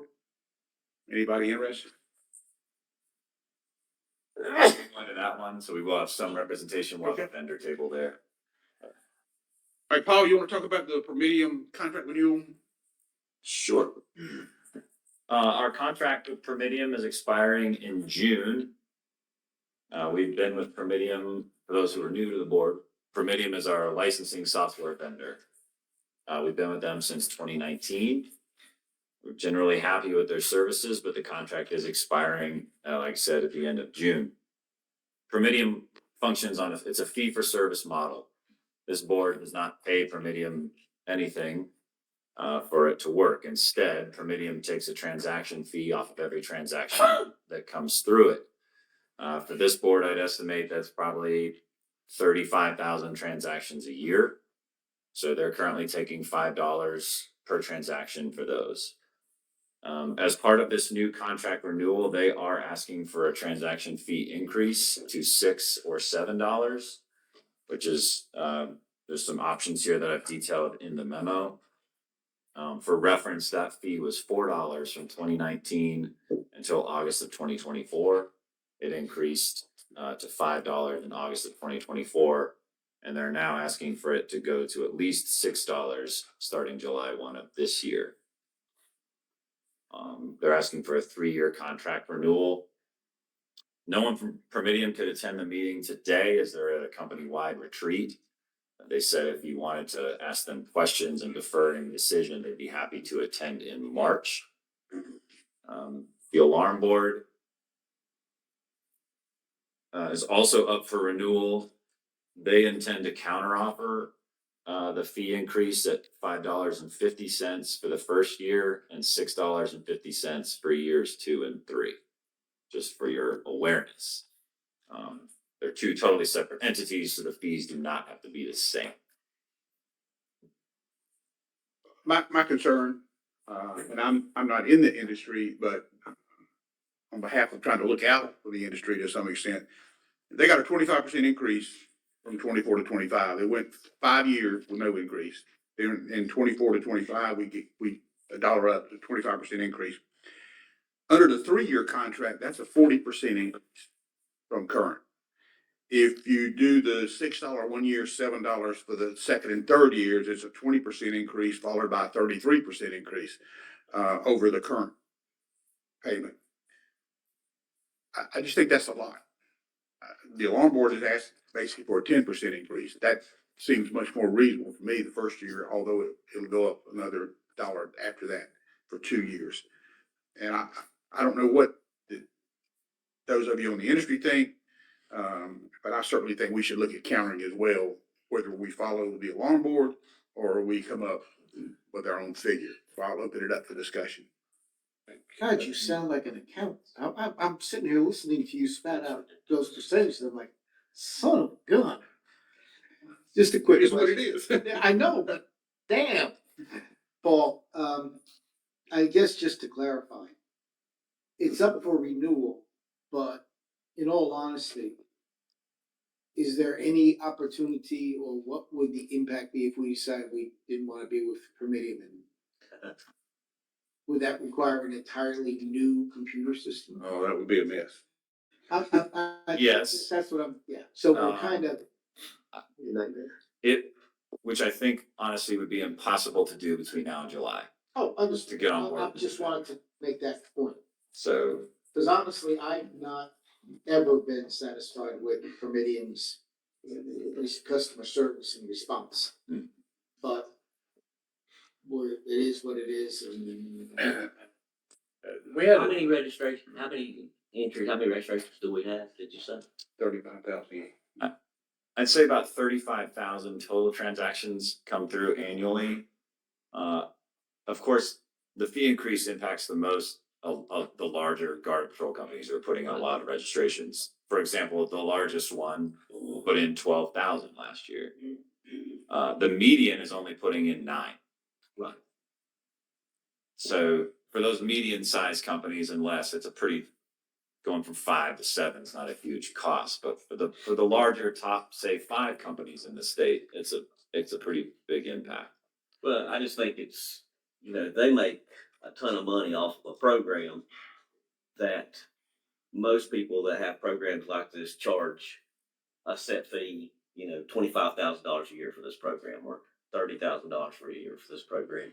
And they're making it off of per person, off $35,007. I mean, if you're looking at $250,000 that they're making off of a program each year. Yeah. Did we sign a contract? Like, what was our last contract with them? Like, how many years was our last, or is it just like year to year? It was a 3-year. Was the rate increase in 2024 in there? No, they asked for an amendment. They asked to amend the contract at that point. Mm-hmm. And at the time, I think the board thought it was reasonable, given that they had gone 5 years with no fee increase, and then they were just asking for another $1. Yeah. Now whether to come back again is reasonable. It's up to you to decide. And I would be fine with another 5 years at $1. Yeah. But I don't think they want to do that. The alarm board voted already, but have we had a joint meeting with them, maybe discuss this? Would that be possible for the next meeting? And they could come to the next meeting? Promedium, yes, can attend the March meeting if you wanted to speak to someone directly. In the meantime, we could have a joint meeting with them. Well, we know what they're doing. Yeah, I agree with what the alarm board's doing. I think we also have, that's the reason for my question to Paul. I would Let's say we offer that and they say, no, we want 6. But you just went up. Where can we go? Nowhere immediately. Exactly. So, yeah, I mean, on the one hand, they have us in that regard, but I also think, I'm just guessing, we have to be probably their largest client. I don't know about nationally, but statewide, we're their largest client. I mean, otherwise, Promedium is serving sheriff's offices. I mean, that's where they got their start, was doing concealed handgun permitting. And you're not, I don't think any sheriff's office is pushing through 35,000 transactions a year. I would think you would give us some type of discount for the sheer volume, right? Like, that's your bargaining tool. Sure. The alarm board basically is asking, is willing to pay a 10% increase. And then from year 2 and 3, it's a 16% increase. So that's certainly well below the 25, 40, and 33. Because that 33,000, that's just new, right? No, it's everything. You're counting renewals too? Everything, yeah. So they took in $176,000 last year. If they go to $7 on the same applications, it goes to $247,000. That's a significant increase in income. Yes. And the program pretty much just runs itself. It's just a program. Yeah. Right. And I know that, and I'm just mentioning this, I know that several industry members have mentioned something before about how, when it comes to their background checks, they're having issues with it. My companies have had issues with background checks. The customer service is definitely not there, in my opinion. But again, it's kind of like we're backs up against the wall. We got to try to negotiate. Do we get new features? Well, we do get new features pretty regularly, and they don't charge us for them. I mean, you look, for example, at creating a new license process for postal protection, forensics, and digital forensics associates. I mean, it's included. But they're going to get their money from. They get it, but I think if you go to an off-the-shelf model, usually you buy it, it's a one and done, and you want to come back for something new, that's going to be 10, 20,000 or something. So they're just two different cost models. I think it would be helpful if Promedium came before the board at our next meeting, but we asked them to present to us, what have you done for us? What has happened over the last 3 years that you have done to improve our interface, and that would substantiate you asking for that large of an increase? But in addition to asking them, what have you done for us, which is going to be all positive from their perspective, we need the comments like Mr. Renfro just made of what the negatives have been for our client. And maybe put that in the hot sheet, say, ask the industry members in the hot sheet if they have, and I don't want you getting 1,000 emails. I was gonna say, it's gonna be inundated. Kind of, I mean, obviously, I'm talking from the industry standpoint. We don't like it, but, and I'm 100% sure I'm not the only one. Well, I've got a question or comment in the audience. Yeah. Go ahead. I mean, I want to talk about comedians. I mean, I do have problems with getting in touch with them. Like I was talking to Ray this morning, I have a paper here that every time for the past 3 weeks that I've entered stuff in comedian, for 2.5 weeks, I didn't enter nothing. I was getting so far behind. But it's like when you enter your information, then you have to download your documents. And so after I enter everything, I go back and sort of make sure everything's correct before I submit it. And then, and I always look in my documents to make sure I've got those entered in right, because sometimes it's easy to get the wrong one. And every time I do, now I get a paper that says that it's assets denied from Comedian, and it won't let you look at what the documents you've downloaded. But for the good side to Comedian, I mean, I sort of like Comedian other than you can't get a hold of nobody. It's made it so much easier entering this stuff. I mean, when you have a lot of people to enter like we do, we have close to 100.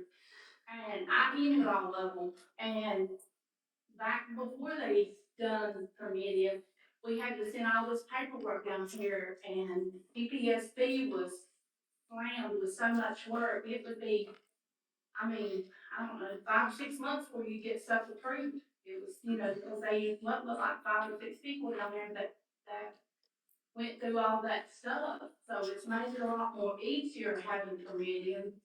And I don't know any rates either, but it has made it better. But we need somehow or another to get in touch with somebody, because when you go for a week or two, or at least a week or so, and they say email you, email them, and I have several times, but my problem's still here. When I left to come down here, I still had the problem. So my problem's been for 3 weeks now, and it still ain't correct. And I don't like entering stuff if I don't know what's correct, because I don't want to get nothing back. And Same problem, so it's not just you. yeah, I mean, when I sent it to, Shannon and them, she told me that everything was corrected, and I talked to Miss Stokes a lot, and on her end, I guess it's, done, but when I go back to look at it, I can't see that what I'm entering is correct. Is it sending it? Sorry. Is it sending you to like a new page? Like for you, is it sending you to like a new login page too? Like for a tracker or like a permit something? Because I keep getting that like for the last 2 weeks too. Have you? It's made it better trying to get stuff to y'all and get the proof quicker. But, we need a number to make it talk to somebody, in that email thing, and wait on that. Sometimes you're gonna get stuff processed and it sort of puts a hold on everything. So we have 2 choices. Actually 3 choices. We can accept something they gave us. We can make a counter and have them deal with addressing the counter. Or we can do nothing and have them appear before us and maybe answer some questions, and then we would have to probably go into a closed session to come up with the potential, whatever we want to do. So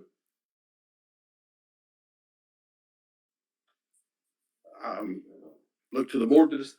I'll make a motion that we, delay this, defer this until the next meeting, and we have them come. I do think there needs to be some questions about their, customer service. Okay. Second. I got a motion to second. Further discussion. All in favor indicate by saying aye. Aye. Those opposed, like sign. Okay. I do like. I would ask that all of you, you have the document that, the director, presented. I would ask that all of you think about it for the next meeting, and if you want to start doing the number crunching yourself and try to come up with what may be a potential proposal, I would ask that you do that and be prepared to discuss it. All right, Mr. Sherwin, Director's Report. Yes, sir. I'll start with personnel. I'm excited to announce that we have every seat in the office is occupied. Don't jinx it. I just did. So, but, you know, I'm not allowing anyone to quit or retire. I'm not worried about it. But it's the first time in my 6 years we've had everybody on board. So I'm looking forward to seeing what the staff can accomplish with everyone there, particularly as you take a look at our numbers, registration in particular. These numbers here for the calendar year 2025, 32,800 registration applications. That's up 8% from last year, and that's up 40% from what it was in 2020. The registration staff is doing an outstanding job over there managing that volume. Licensing applications, 1,285 this year. That's about on pace with what we would expect. I'll just mention that as Ms. Duncan read that screening report, that was 84 new license applications this month. That's the highest ever for one board meeting. So kudos to the investigation staff for getting those done. This January meeting is tough from a timing standpoint because they're often trying to get these backgrounds during the holidays. So kudos to them, Kim and your team. Also on the investigation side, 328 complaints in 2025. Pretty similar to the preceding couple of years. And, that was 328 new license application backgrounds. It's 96 complaints that they had last year. Trainer applications, 441 in 2025. That's up significantly from any previous year, and that's a good thing. I keep hearing feedback from the industry that we need more trainers. So this tells me they're coming in. Hopefully they're working in your area. That's often the problem. So, Karen, great job managing that program. Thank you for your work.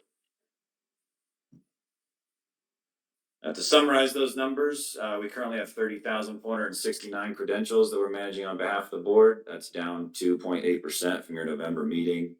That breaks down to 27,000 registrants, 2,700 license holders, and 607 trainers. And moving on to your finances, you're looking at your financial report for July 1, 25 through November 30th of 25. Your fund balance has increased by $109,000, bringing its fund balance to $2.1 million, which represents 13.1 average months of operating expenses. And for your education fund, that's seen an increase of $6,250 so far this fiscal year with no payouts.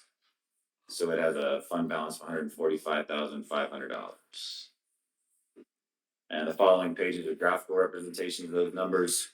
I'll just mention as you look at the revenue and expenditures graph, there at the bottom of page 7, that October shows unusually high revenue and September shows no revenue. That's because due to some turnover in the DPS cash management section, the September revenue deposit was not made in time to make the cutoff for the September report. So they put it all in October, which is fun for the charts because it makes them look bad and I don't like it. But you can see just there, cut it in half and split it up. That's what I should do, but I want to, when Mr. McRae audits my work, I don't want him saying I'm reporting numbers that are different from what PPS says. So as they show in the reports is as they go into graph. So I'd be happy to answer any questions you may have. Paul, I got one for you. Have you noticed an increase in arm registrations? Yes. Is it like a dramatic increase or? I don't know. If you want to give me a few minutes, I can look and see, but I'd say they are going up. Yeah. Yes. Any other questions, Mr. Sherwin? Entertain a motion to accept the director's report. So moved. Got a motion? Second? Second. And a second. Any further discussion? All in favor indicate by saying aye. Aye. Those opposed, like sign. Mr. Gray, attorney's report. Mr. Johnson, I'm sorry, I did have one more thing to add. Deputy Director Buller worked very hard to revamp how people sign up and receive their CE credit certificate. So if you've been here in person today, you've seen a QR code in the back. So rather than having you chicken scratch your name on a piece of paper that we have to read and rewrite on a certificate, scan that, put your information into the form, hit submit, and you will automatically receive an email with your certificate. Not you don't get one. I'm not making it work. Try to get this work. Okay. Operator error. No, it's just, there are those of us who are technologically challenged. Yeah. No, that's the wrong board. Thank you. This work. You can talk to Mr. Pastor about getting your certificate. For those of you who are online, here shortly, I'll share a QR code that you can scan on your computer, and same thing, just scan it, enter the information, you'll receive your certificate automatically. So, thank you, Deputy Director Buller. Yep, thank you, Ray. We hope very much. Modern technology, what can you say? God help us if we have a power. All right, Mr. Ray, attorney's report. Thank you, Mr. Chairman. I refer the board members to Turner's report that was sent to you last week, a day late, but last week nonetheless. On Roman numeral 1 on the first page is always your consent agreement. Number 1, the first matter, of course, is the Hector Falou security matter that you just heard as a final agency decision. Of course, at this point, payment has not been received, nothing has occurred because of him having appealed it. Drop down all the way to number 7. Payment was received in the Abdul Karim AW Security Services. It was received back in December 22nd. It was just an error that was noted as not received, but it was received back in December. Then item number 8, the Caruso Narcio A and Associates Inc. matter. Ms. Sierra has sent him an invoice. He says he will pay it either Friday or Monday. So those matters have been taken care of, and of course that was reported to grievance yesterday morning. Under the administrative rules, we do have a little business to tend to here. These rules are pending. The public hearing was held back in November. Public comment period expired December 12th. We did have comments from 2 licensees. As Mr. Johnson mentioned, this was reported to the Law and Rules Committee meeting, so those of you who are there have already heard me address this, but I'll address it for the remaining members now. 2 different members of the public commented on these rules. Each of them commented on the exact same thing regarding the ability of the board to review or take action on expunged criminal actions. Both of them objected on the same grounds, stating that the board did not have the statutory authority to do that, to promulgate such a rule. Of course, the rule amendments had to be amended to, I think Mr. Johnson counted 13, 11 or 13 rules, because it amended all of your license, all of your registration, all of your renewals, everything had to be amended in that regard. What the individuals did not realize is that in session law 2025-51, which was House Bill 710, the legislature gave you that authority. And I don't know if they looked online, didn't bother to look online, or didn't bother to read the little blurb that starts at this and for the public notice in the North Carolina Register or on the board's website. But evidently they didn't read it closely enough or understand that you in fact have that statutory authority. But they objected on the grounds that you did not have the statutory authority. What the amendment did is put you on par with the Criminal Justice Standards Commission and the Sheriff's Education and Training Standards Commission, that you have the authority to look behind that expungement at what the person was actually charged with. So, as Mr. Johnson mentioned, if you do not accept it, and of course, in this instance, we have the authority, there's no grounds for the public comment period. We do have to state the reason in whatever motion we make regarding these, and that needs to be, of course, filed with Office of Administrative Hearings Rules Review Commission. One of the individuals objected on that ground as well as an additional ground. He is a firearms instructor and pointed out to us that the statute referenced the section of what we know as HR 218. That is the congressional action that allowed both the current law enforcement officers as well as retired law enforcement officers to carry concealed nationwide under certain circumstances. What the board did after getting the statutory authority to do so, and it mentioned both the section for active and retired in the bill, which will now be in your statute in 74C. It was included in there.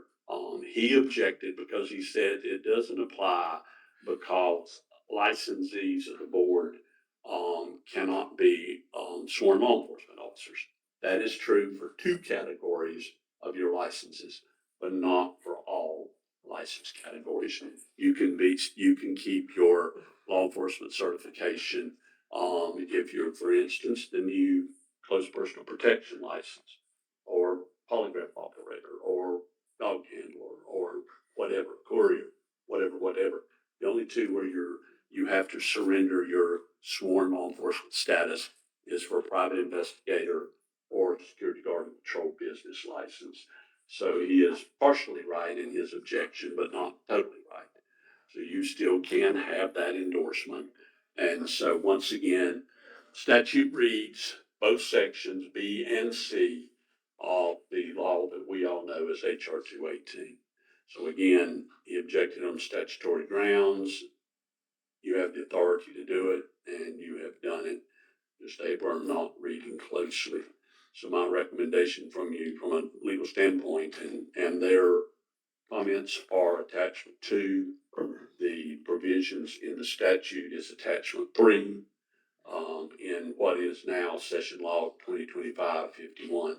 Unfortunately, they just apparently both are pretty adept looking up things on the internet. If you look up your law right now, 74C, you will find that the new changes are not in there. We will be dealing with that this afternoon with 2 new members that have to have their training this afternoon, that I'll have to give them a copy of our statute as it exists right now and a copy of the bill. And we're going to have to talk about both together because we don't have any gross version on the internet. But I don't know whether they bothered to look or not, but you definitely have the statutory authority for both of these. Otherwise, we had no comment on the rules. The amendments are attachment 4, and it'd be appropriate today to vote to adopt those rules and to reject the comments, the public comments regarding, number 1, the statutory authority for the board to consider expunge criminal charges and convictions, and whether or not you should drop a portion of the HR 218. As Mr. Gray stated, well, first of all, I appreciate the diligence of those individuals in checking and looking and providing insight. Unfortunately, as Mr. Gray said, they did not have the current statute. That was certainly not their fault, but we do have statutory authority to do exactly what the rules say. So if we reject the public comments, we're required to notify rules as to why we reject it. It's pretty simple. We have statutory authority. But I asked this question in Law and Rules, if those 2 individuals will be notified as a courtesy, and we will certainly do that should the board vote to accept the rules as they are and reject the public comments. So we need to vote as to whether we're going to accept or not accept the public comment and pass the rules. So at this time, I'll open the floor for first discussion, questions, and then finally for a motion. Anybody have any questions, Mr. Gray, regarding the rules? What we need to do? All right. This time I'll entertain a motion. I'll make a motion to approve the rules as written and reject the public comments based upon the fact of our statutory authority does allow what the comments were saying we couldn't do. Okay, I have a motion. Do I have a second? Second. I have a second. Further discussion? Without further discussion, all in favor of the motion indicate by saying aye. Aye. Those opposed, like sign. Motion carries and y'all will respond. Next matters regarding, litigation, pending litigation.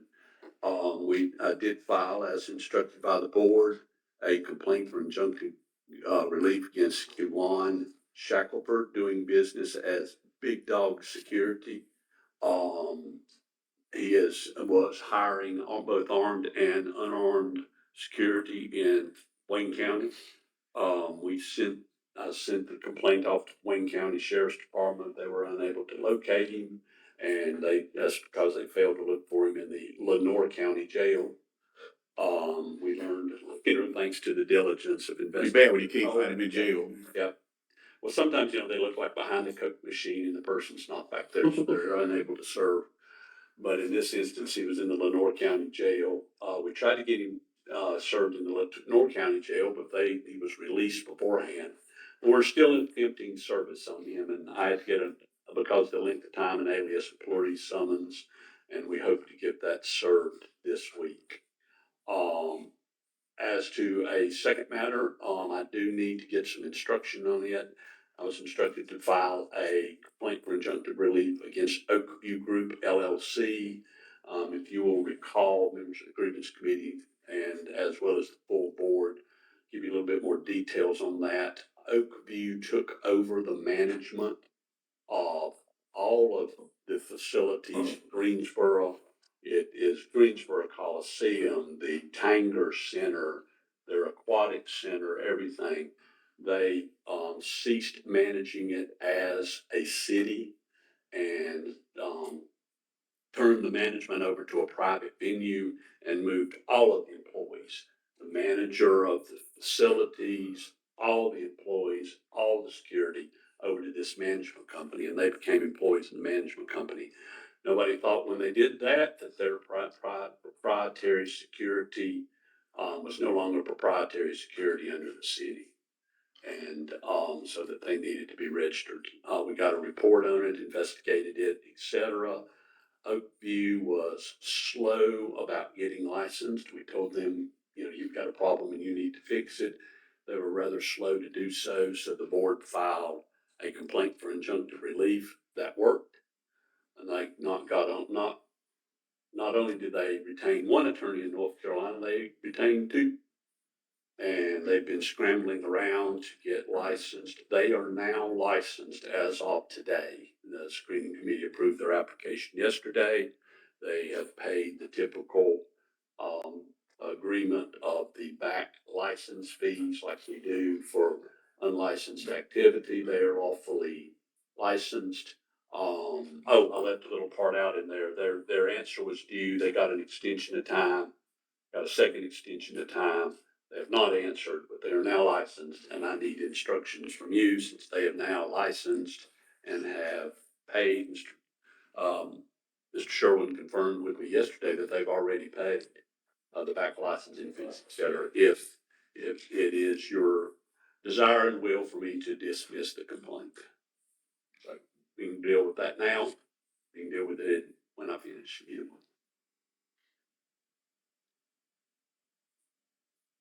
I'll make a motion to dismiss it. I'll second. Got a motion and a second. Further discussion? Just a quick question. Was this the group, Stacy, was this the group that came before us yesterday with the two? Yeah. Okay. Yep. All right. Got a motion and a second. Further discussion? Without further discussion, all in favor indicate by saying aye. Aye. Those opposed, like sign. Under legislation, not much to report. You've still got lots of pending bills, or not lots. You've got a couple of pending bills over there that we've been tracking. Nothing particularly has moved. House Bill 50, the Freedom to Carry in North Carolina bill that has been on the calendar 8 times. As of Monday, has been on the calendar 9 times. And they keep moving it on the calendar, but that's the bill that would allow any person, anytime, anywhere over the age of 18 to carry a concealed handgun in North Carolina. without having to get a concealed handgun permit. But they don't seem to have the votes to get it done. But I just find that very interesting that it just keeps, the veto override keeps moving from calendar to calendar. Then there's another bill pending. There's just to be the sunset that was on the use of private security at your correctional facilities. That has not been heard, so it keeps passing. You wanna mention 280, Senate Bill 280? And if you like, Yep. what do you like about 280 or dislike? I'll tell you what I don't like. Private School Security Act about employees and volunteers, yeah. Anybody but the people that are licensed and trained to do this. Exactly. The interesting thing about this particular bill, it did pass. There were two versions of the House bill and the Senate bill. The Senate bill passed. This is clearly one of those situations where the old saying, there's two things in life you never want to watch be made. One is sausage and the other is the law. And this was one of them. This particular bill requires you to have a concealed carry permit to carry a firearm or a stun gun. Well, you cannot carry a stun gun under a concealed carry law. That's a mess. It requires you to have 8 hours of specific training in addition to the safety course required for the concealed handgun permit. But it doesn't state what that is or who does it. And then it requires it to be done every year, and they reference something like an NRA instructor. So you could probably train yourself. I doubt many schools are going to do this because it puts all the liability on the school to prove that they had the training. The training was, as they say, specific to them. I don't see anybody jumping up and down trying to put volunteers on posts with handguns on private educational property. So, Yeah, good point. Yeah, no, The bill sponsor even said, yeah, it was a little loose and we left it that way. and Mr. Epley mentioned before about he's pushing for a bill to allow, of course, armed security guards on educational property. I've probably, in the last decade, there's probably been 6 or 8 bills like this, and literally it's everybody but a licensed security guard patrol company with registered trained armed guards. It's everybody but. And as when I'm speaking to groups, I jokingly say, I mean, if there was a bill that required holsters on diapers in daycares, it would not surprise me because it's everybody but the people that are trained, licensed, and regulated by private protective services doing this. I don't understand, and I will never understand our legislature, which is why I retired from lobbying in 2022. Mr. Chairman, if I may, and Mr. Gray, please don't throw anything. He's used to me doing this. Please don't do what? Throw anything at me. Anything really big. And I know we currently, under current law, security officers don't have the authority on educational property armed. However, I think part of the problem, and I've gone to a number of these, Mr. Gray has seen me at these committee hearings and has asked me to keep my mouth shut.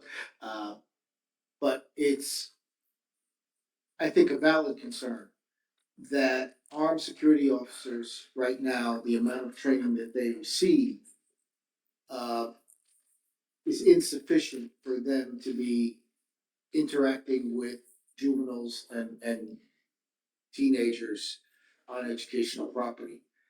I might recommend, and maybe this is something I should have brought up in training, and I apologize, but perhaps as either the Training Education Committee or the board as a whole, take on a project of identifying specific training that, should we ever get this, we would require security officers to take.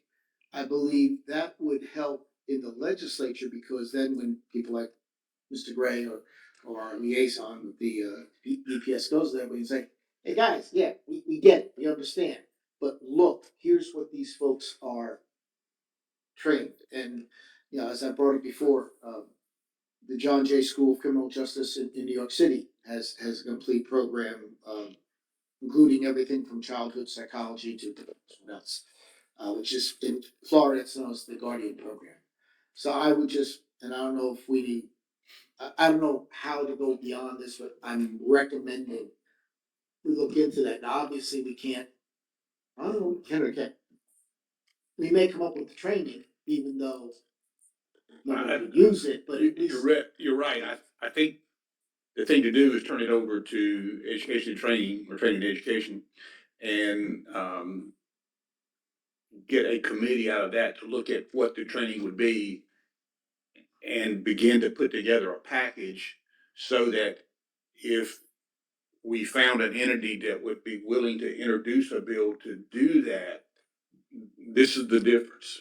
This is not your regular 24 hours of training for security guard. This is 24 hours plus another 40 hours or 60 hours, whatever it may be, in those things that are important to members of the General Assembly to get it through.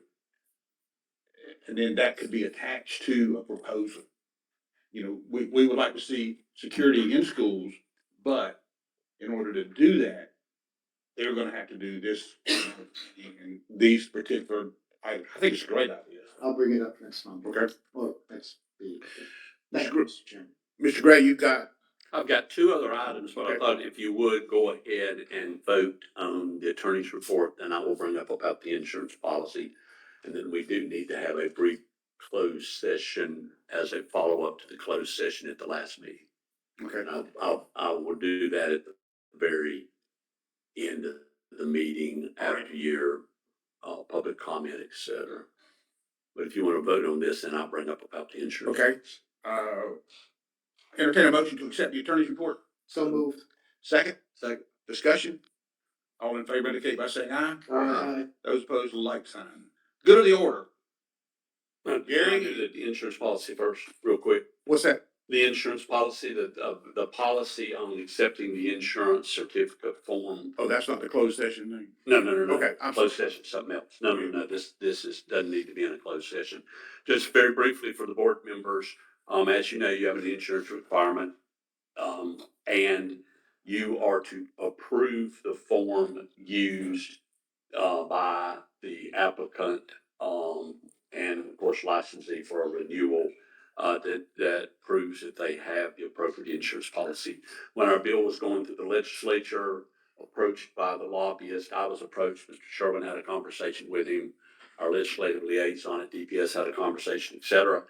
They do not like our form. They get complaints from the agents about our form. The agents don't want to sign our forms. Our licensees have to have that form in order to either get the initial license or the renewal. We ask them to please not monkey with our bill. If it would get me, it gets sent back if they got, and they have the power to get a community substitute to it. We just ask them, please don't monkey with our bill. We'll fix it if you won't monkey with our bill. Because you are to approve the form that is used. So to solve the problem, now we are I'm suggesting to you a policy that I've drafted that says in accordance with General Statute 74C 10(e)(1), which is the provision of your statute that says that, you will approve the form. The approved form for proof of compliance with NC General Statute 74C-10E, which is the insurance requirement, shall be the accepted form defined by the North Carolina Department of Insurance and NC General Statute 583-148.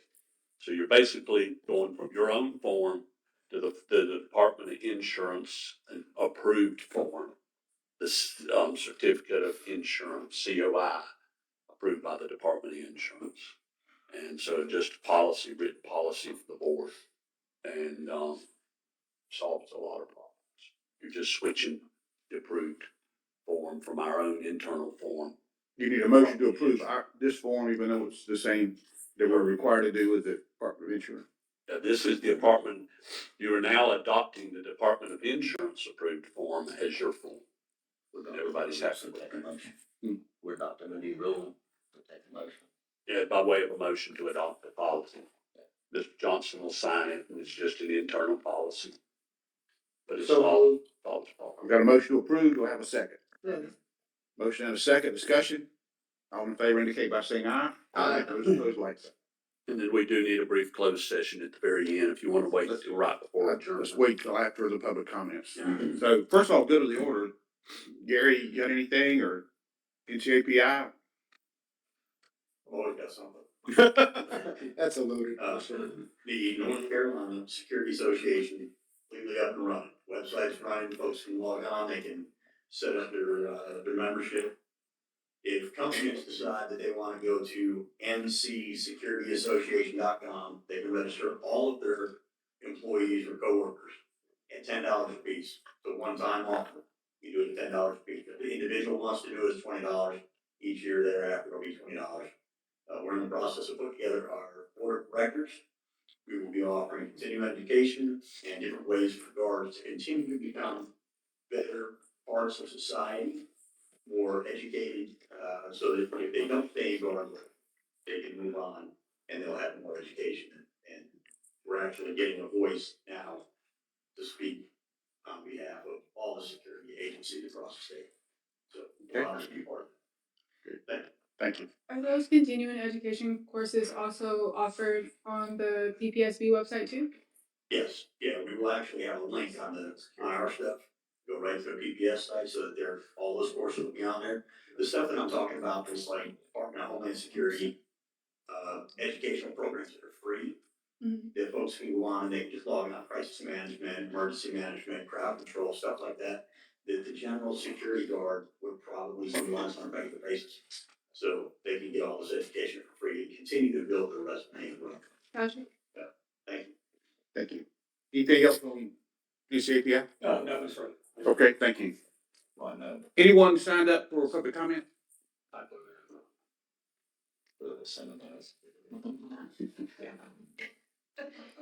say you in trouble. I know I'm in there. You know, I always sign up for public comments because there's always something that comes up that needs a little further discussion, a little further question. So, first, my name's Gary Pastor. I own several businesses here in North Carolina. And I come to these meetings, have been for 27 years. We just passed our 27 years of business. I couldn't do it without our team and without some guidance from some, mean that with love. Thank you for addressing the long-term problems with repeat offenders in the violations that have been going on and the increased penalties for that. As the industry, we appreciate that because that means that you're, I don't mean it negative, you're actually listening and helping us to continue to punish those people that are doing wrong, reward those that are doing wrong. And it's greatly appreciated to be able to see that come to fruition. So we thank you. I feel bad for the victims of the folks that hire unlicensed guards. You think about the businesses out there that had that false sense of security, thinking that they hired someone who's licensed and trained and insured, and then that come to find out they didn't have a license. I'm hoping that some of those companies will actually come back and later pursue civil charges against some of these people that falsely identify themselves as qualified to offer a service and then took money to do so. Again, we're pushing that agenda as well because I think that that's a felony when you steal money from somebody in that nature. Last time I was here, we talked about K9s. I wanted to briefly touch on that again so that I can keep it fresh in your mind. Right now, we own a K9 company. I am not the qualifying agent. Qualifying agent or the licensee is a guy who retired from law enforcement as a K9 guy, and he's got the qualifications. I just happen to be the Secretary of State license holder, registering, whatever. He is the only person in our company that has to be registered and licensed with your board. I could turn around and I could hand my 17-year-old son, or in turn, a Chihuahua, and say, go sweep that building for bombs. And there's nothing stopping that from happening. None of the K9s that are out there working are certified or approved by any entity. There's no standard. The handlers, the only person that has to be registered is that one handler. Everybody else, and I know there's companies out there that have 200 dogs and handlers, and they only have to have one person qualified to do so. That's an injustice to the public. They're hiring a service that they think is registered, they think is licensed, they think is properly trained. And isn't it our job to protect the public from that? So I would ask that we would look at a way to register the handlers, get those dogs checked out. And there are agencies out there that will do it at no charge. I've already spoken to them. The North Carolina Police Canine Association will be happy to evaluate dogs and handlers and give them the blessing. But right now we have nothing. So I'm asking that we build a committee of some type, put together a plan, and start registering these people, register the handlers, certify the dogs, have continuing education, and actually give the public what they're paying for, what they think that they're getting. We already have canines as under your purview. So why wouldn't we do it the same way that we do everybody else? Continuing education, proper qualifications, proper licensing, insurance, whatever it may be. So I would ask that you build a committee to start looking into that. And you may have already started discussing that after our last discussion. One other quick thing. Right now, guards can be, if a guard is working for our company and he is charged with a crime, and we reach out to PPS to say this guard was charged with this crime, and it's suggested that we remove the guard temporarily until we get it straightened out. That guard can go to work for another company tomorrow. It's not necessarily on his criminal record yet. Everybody's not checking AOC. It's not on the CRC. So that guard could go to another company and start working tomorrow. And it's happened. It's happened to us. And it's unfortunate that I've seen some of our guards go other places after they do student stuff. I know there's not really a way for you guys to regulate and keep track of all that. But I'm just trying to figure out, how do we go about that? How do we protect each other? There's not really there's not a system. There's not a database. There's not a discussion board where we can say John Smythe was charged with strangulation last week. Don't hire him, even though he just started down the street yesterday. And again, that brings into the question that this 20-day temporary license thing. We don't do that. Our company will not do that, period. That's our company policy. I will not hire somebody, put them in a uniform, stick them out there to do a job before we do all the necessary stuff to get them properly licensed and squared away. I guess my question is, why would we do that? And I'm probably ruffling some feathers because I know other folks have security companies. But why would we put somebody on the street in a uniform representing our company, protecting people, without doing all the proper paperwork, licensing, backgrounds, all this stuff? I myself am not a big fan of this temporary licensing circumstance. And I would ask that we look at it and ask ourselves, is that old school mentality? Does that fit with today's society? Do we need to adjust it? Because personally, I think that we're putting the public in danger by doing so. Yes, it puts a body on a post. Yes, it makes me a couple dollars. But is it worth it? My 2 cents for consideration. You know, Gary, you make up a good point, but you're leaving off half the equation.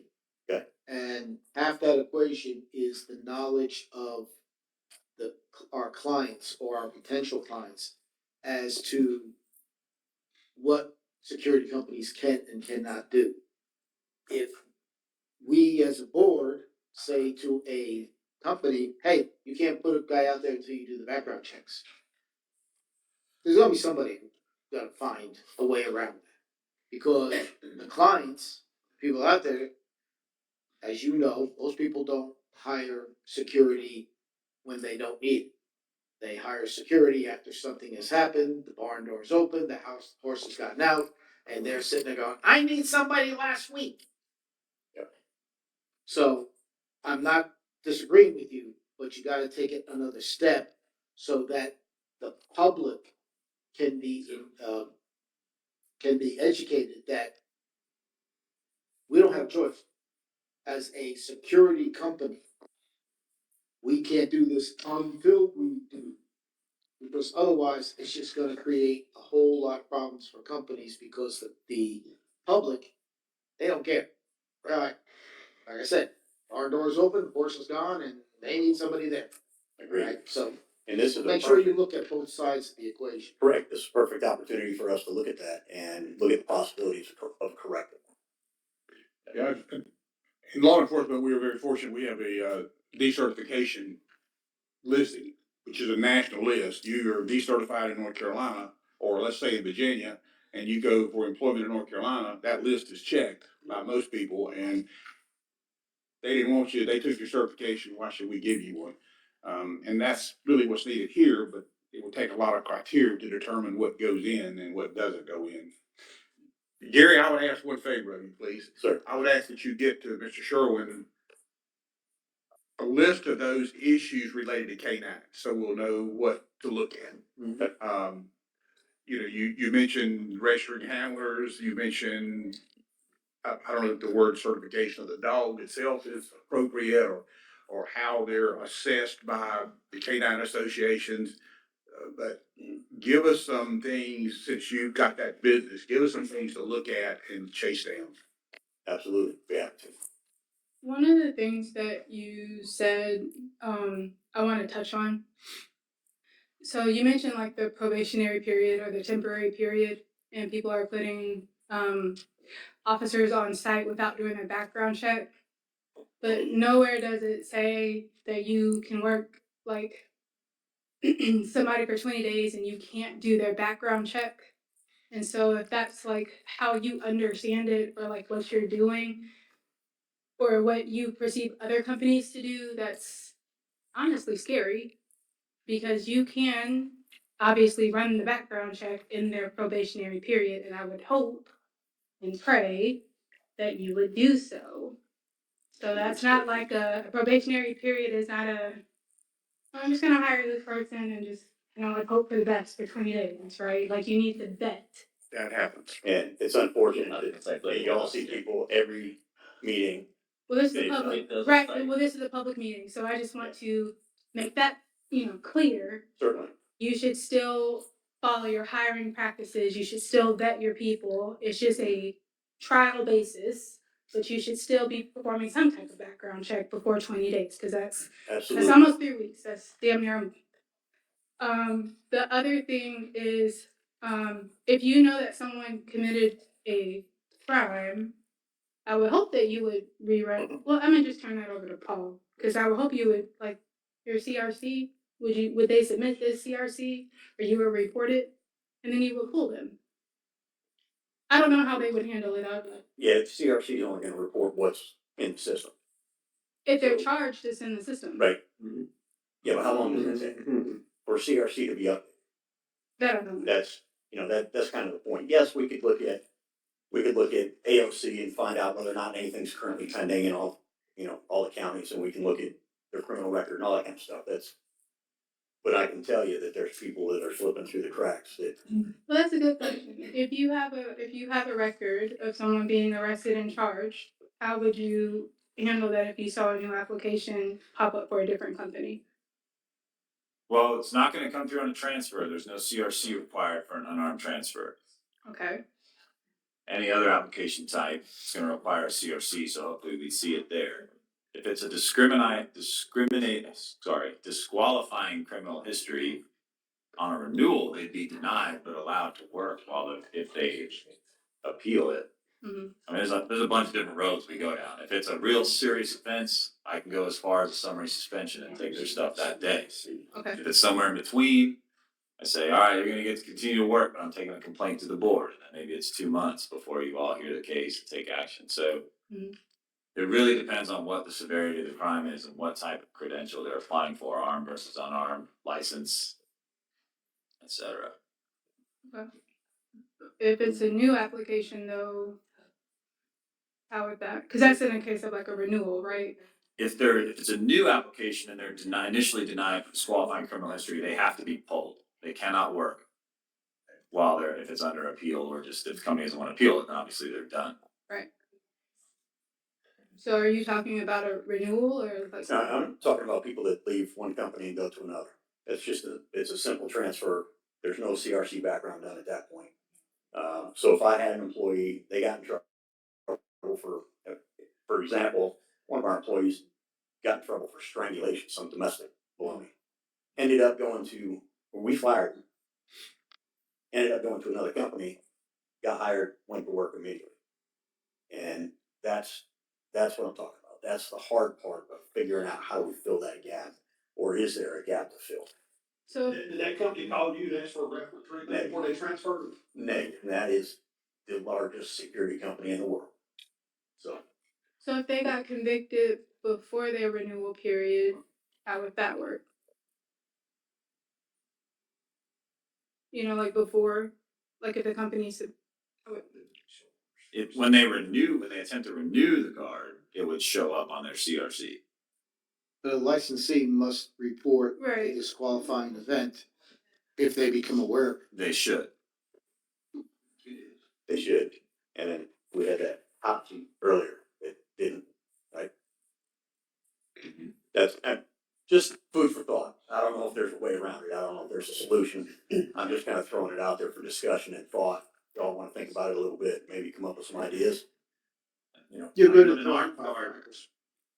For an armed guard transfer, what we technically call a duel, there is a background check required for those, but not for unarmed. so the licensee would have to report it. So if you reported it, then it would bring it to the board's attention. And we do. Anytime one of our folks does something stupid, we report it.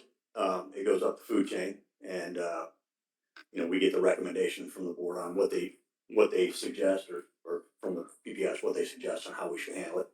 And again, if we terminate somebody and they go to another agency, that transfer goes through. There's no database where they can say, okay, we've got a situation. Gary, in other states, have you heard of other states licensing boards having that database? I don't know of any other states that have something like Because that set up. I kind of like what Mr. Johnson was talking about a while ago with law enforcement. You know, you could pull up and you could see that they were terminated, that they had their certifications pulled and stuff like that. Correct. My only concern would be with the Labor Commission if we'd be violating anything with that. But I think it's a good idea if we had that database, because we have the same issues. You know, we get people coming from your company, you get people coming from our company. Sure. Same. And you have to be careful what information you do put out there. Right. Whether they were, you can say that they're not eligible for your rehire. Right. Can't necessarily say they were terminated. They're not eligible for rehire. That should throw up the red flag for other companies to look at. Would that be something, Paul, that the Association of Security Regulators might look at? I could certainly pose the question. I think the way most other states probably get around this is in most states, you get your guard credential and you take it to wherever you want. Yeah, each guard has their. And so in states like that, yes, we red flag or take their credential and they can't take it anywhere else with them to another company. We're, I think, pretty unique in North Carolina the way our registration process is set up. So rather than, instead of just having one credential to revoke or flag, whatever, we might have 10, depending on how many various companies that guard is working with. Right. Ray, you have a question or comment? Hold on 1 second. Go ahead. Mr. Pastor, just so you're aware, and for the board's edification as well, if we were to register dog handlers, the person's actually handling the dog, something besides just the business license, take a statutory change. The only registration employees we have is security guards and armored car guards. So it would take a amendment to it. All we do is license the profession. So that's exactly the point. Yeah. So it would take a statutory change more than just administrative rules. Just want to let you know that. I realize that. That's why I wanted him to provide a list of things that we look at it all at one time. But it would just need to add it in there with armored car guards and security guards, the handlers themselves. You had a question? So I think a simple way to handle that guard issue is with parading. Because when you terminate that guard, it should be a brand new application at that point requiring a background check. So I think if we're going to DPP, we just need to get Peridium to, once that one's terminated, it's done. New background check, and then you can't transfer it at that point. We asked for medium for that right now. It'll be $7 an inch. We won't be able to negotiate. That would prevent it, it wasn't have to create a whole new spot. Sure. It's done there. Anything else? I'd like us to have our next meeting outside. It feels like we're It is outside right now. Thank you. Thank you. All right, folks, we have to go into closed session, so we'll be clearing the room, and after we're back in from a closed session, we're gonna be adjourning. So at this time, I'll entertain a motion to go into closed session. So moved. I got a motion. Do I have a second? Did I have a second? Second. Second. All in favor, indicate by saying aye. Aye. Anybody need a 5-minute break? Got a room cleared? It won't take long. Okay. Hurry back. Let me get it, Stacy, while you're there. It's lunch.